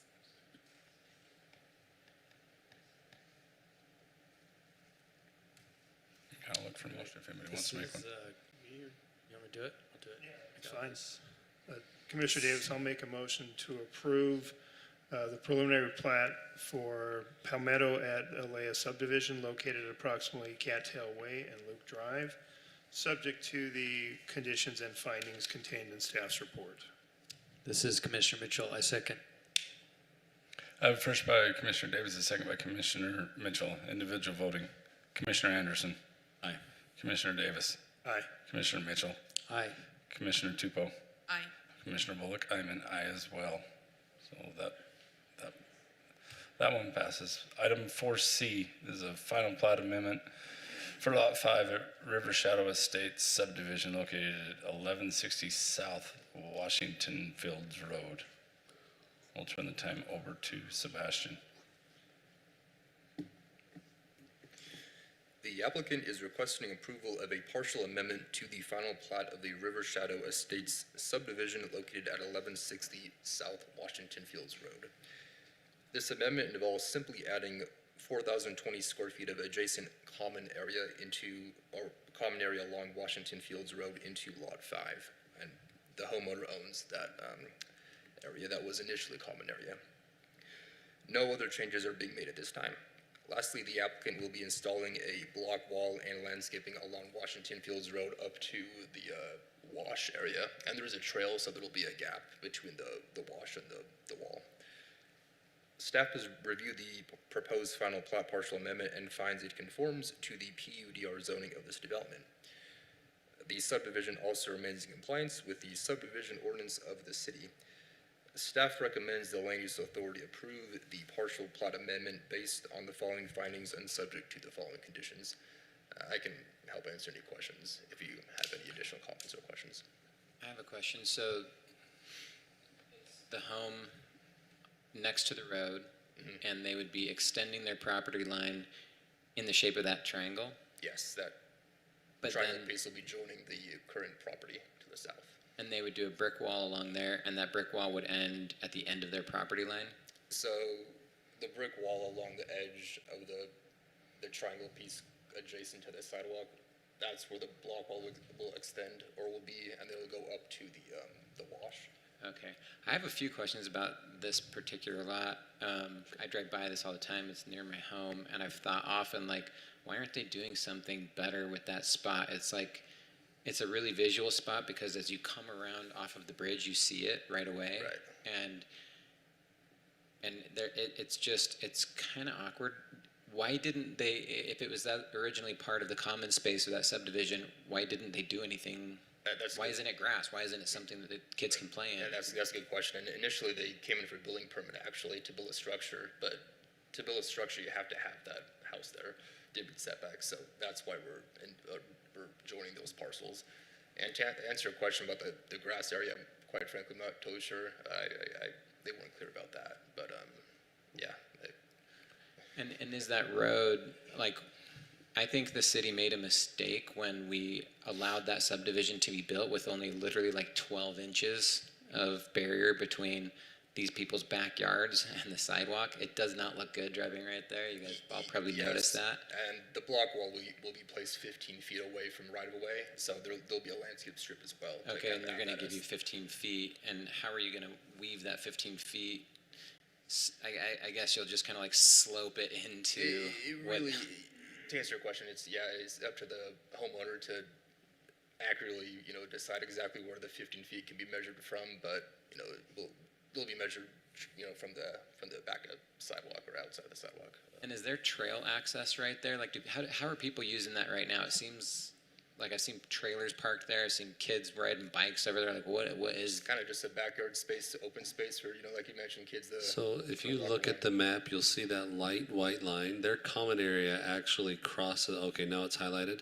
Their common area goes into the river bottom, and it actually crosses the river channel and touches the city's trail on the other side. So it's the common area essentially became a little park in the center of their little circle, which is really the only thing that's been built out as a common, like, amenity. The rest of it is just space that they owned that they called common but didn't do anything with. Mostly they didn't do anything with it because it's in the flood channel and the floodway, and you're not allowed to build anything in there. But it's an unusual common area, and it happened long enough ago that it's just unusual. The city parks and trails folks would like a trail through there, but they are not open to that, and the city can't compel them to do that. And so there's not been any planning for a trail through there, even though the parks and trails folks would like that. But it's just you'll notice two little driveways from their roadway that give their members access to the common area, but mostly it's a big space that was carved out of river bottom. There's some riprapping halfway through that, and then it also, like you see, crosses the river channel to the other side. And so it's just an unusual common area. Yeah, and I mean, the answer is probably no, but is there a better use we can put that to? I mean, it's kind of a cool little piece of property. What? So without saying too much, the legal department's trying to acquire the portions that are below the riprapping in the river bottom so that it can be contributed to the flood control authority that the flood control authority purposes, which is to manage the river's growth and accumulations on a regional scale to help with the things that happen and then become problematic when the floods do come. And so there's efforts there. This community does have, they've heard people talk about putting trails across them enough that they are gun shy and not very open to having conversations because they got tired of hearing, folks say, yeah, the trail's gonna go through there. And they're like, well, no, it's not, because we haven't agreed to it, right? And so there's some challenges there. Long term, at least between the riprapping and the river channel, the city has an interest in trying to get that under one management, so we manage it well. For the city also participates on habitat and plant revegetation of the invasive species to the native ones. That also has an endangered species element, and so the city wants to be a partner for all of those different programs that have an interest in the riverway, and so the city is trying to acquire, if we can, a portion of that. Yeah, that's really good to know.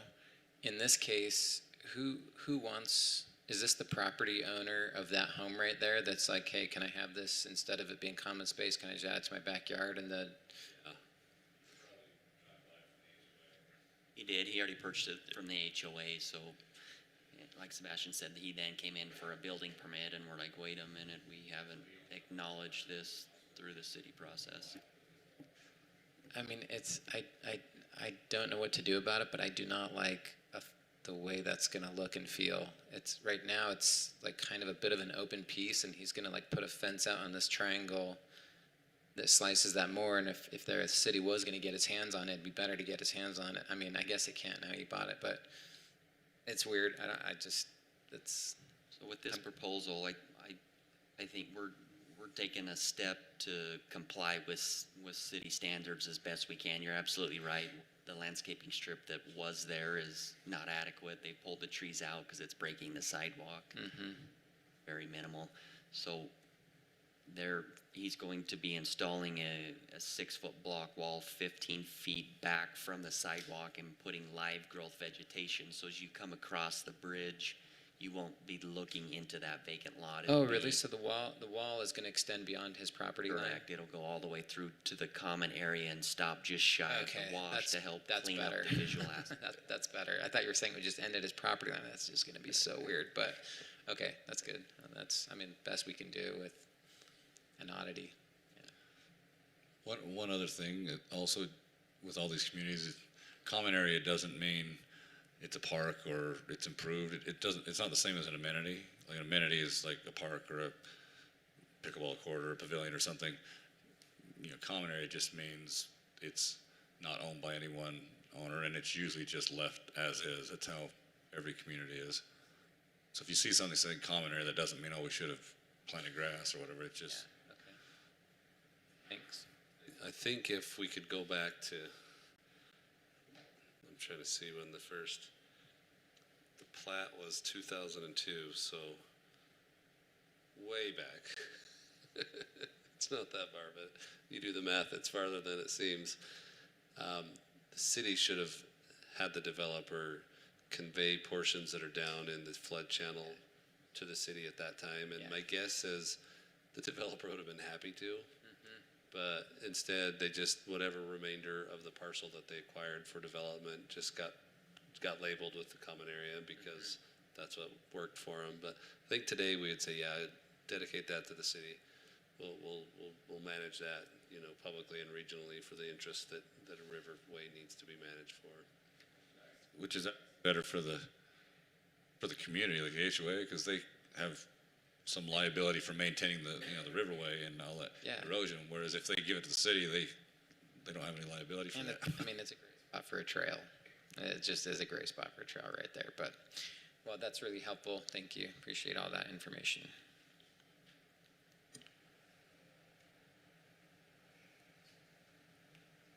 Did we have a public hearing? Not yet, no. Okay. I'll open this up for a public hearing. All right, I will close the public hearing and look for a motion.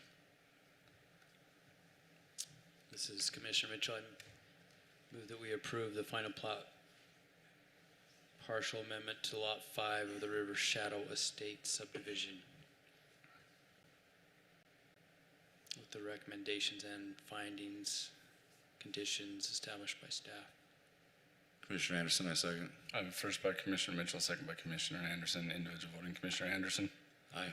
Commissioner Davis. Aye. Commissioner Mitchell. Aye. Commissioner Tupou. Aye. Commissioner Bullock, I am an aye as well.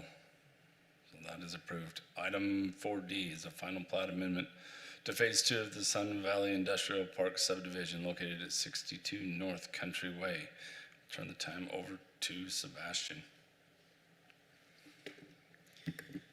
The applicant is requesting approval of a partial amendment to the final plat to the Sunrise Valley Industrial Park Phase 2 subdivision located at 62 North Country Way. The reason for this amendment is to subdivide an existing lot, which is Lot 34, into two separate lots. The rear lot, Lot 34B, will be accessed via a 65-foot access and public utility easement. Additionally, all necessary utility infrastructure will be extended to the rear lot. No other changes are being proposed at this time. Staff has reviewed the proposed final plat partial amendment and finds it conforms to the Industrial 2 zoning of this development. The subdivision will also remain in compliance with the subdivision ordinance of the city. Staff recommends the Land Use Authority approve the final plat partial amendment based on the following findings and conditions in this report. That concludes the report, and I'm happy to answer any additional questions you may have. So the new access runs through the front lot. Yes. Where is it at? If you zoom in on it, you Yeah, it's that see the hashed easement outline, that's that left. hashed outline there. It's Oh, on that's the left hand there.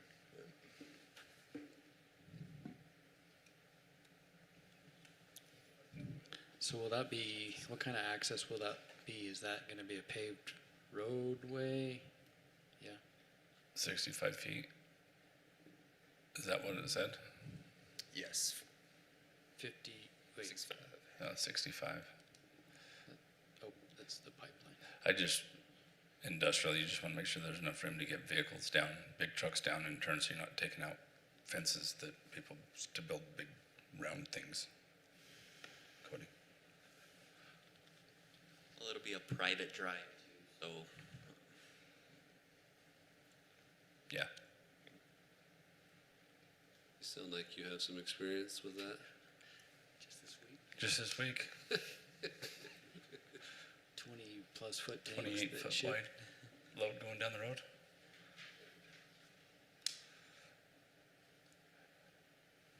This is a public hearing as well. We'll open this up if anyone would like to speak to it. Do you guys have any other questions? Then I'll look for a motion. Commissioner Tupou, I'll make a motion to recommend approval for final plat partial amendment to Phase 2 of the Sunrise Valley Industrial Park subdivision located at 62 North Country Way, subject to the findings and conditions in staff report. Second. We're not recommending approval, we are approving. We're Just- approving, yeah. Just so, I don't know if I need to I just clarify that. read recommend approval. Oh, I believe this one is, it's our approval, okay. so I just make sure we'll make sure we noted that. So I have a recommendation for approval from Commissioner Second. Tupou. And a second from Commissioner Davis. Individual voting, Commissioner Anderson. Aye. Commissioner Davis. Aye. Commissioner Mitchell. Aye. Commissioner Tupou. Aye. Commissioner Bullock, I'm an aye as well, so this item is approved. Commissioner Tupou, I make a motion to adjourn. This is Commissioner Mitchell, I second. I have a first and second to adjourn. All in favor? Aye. Aye. Meeting is adjourned. Thank you.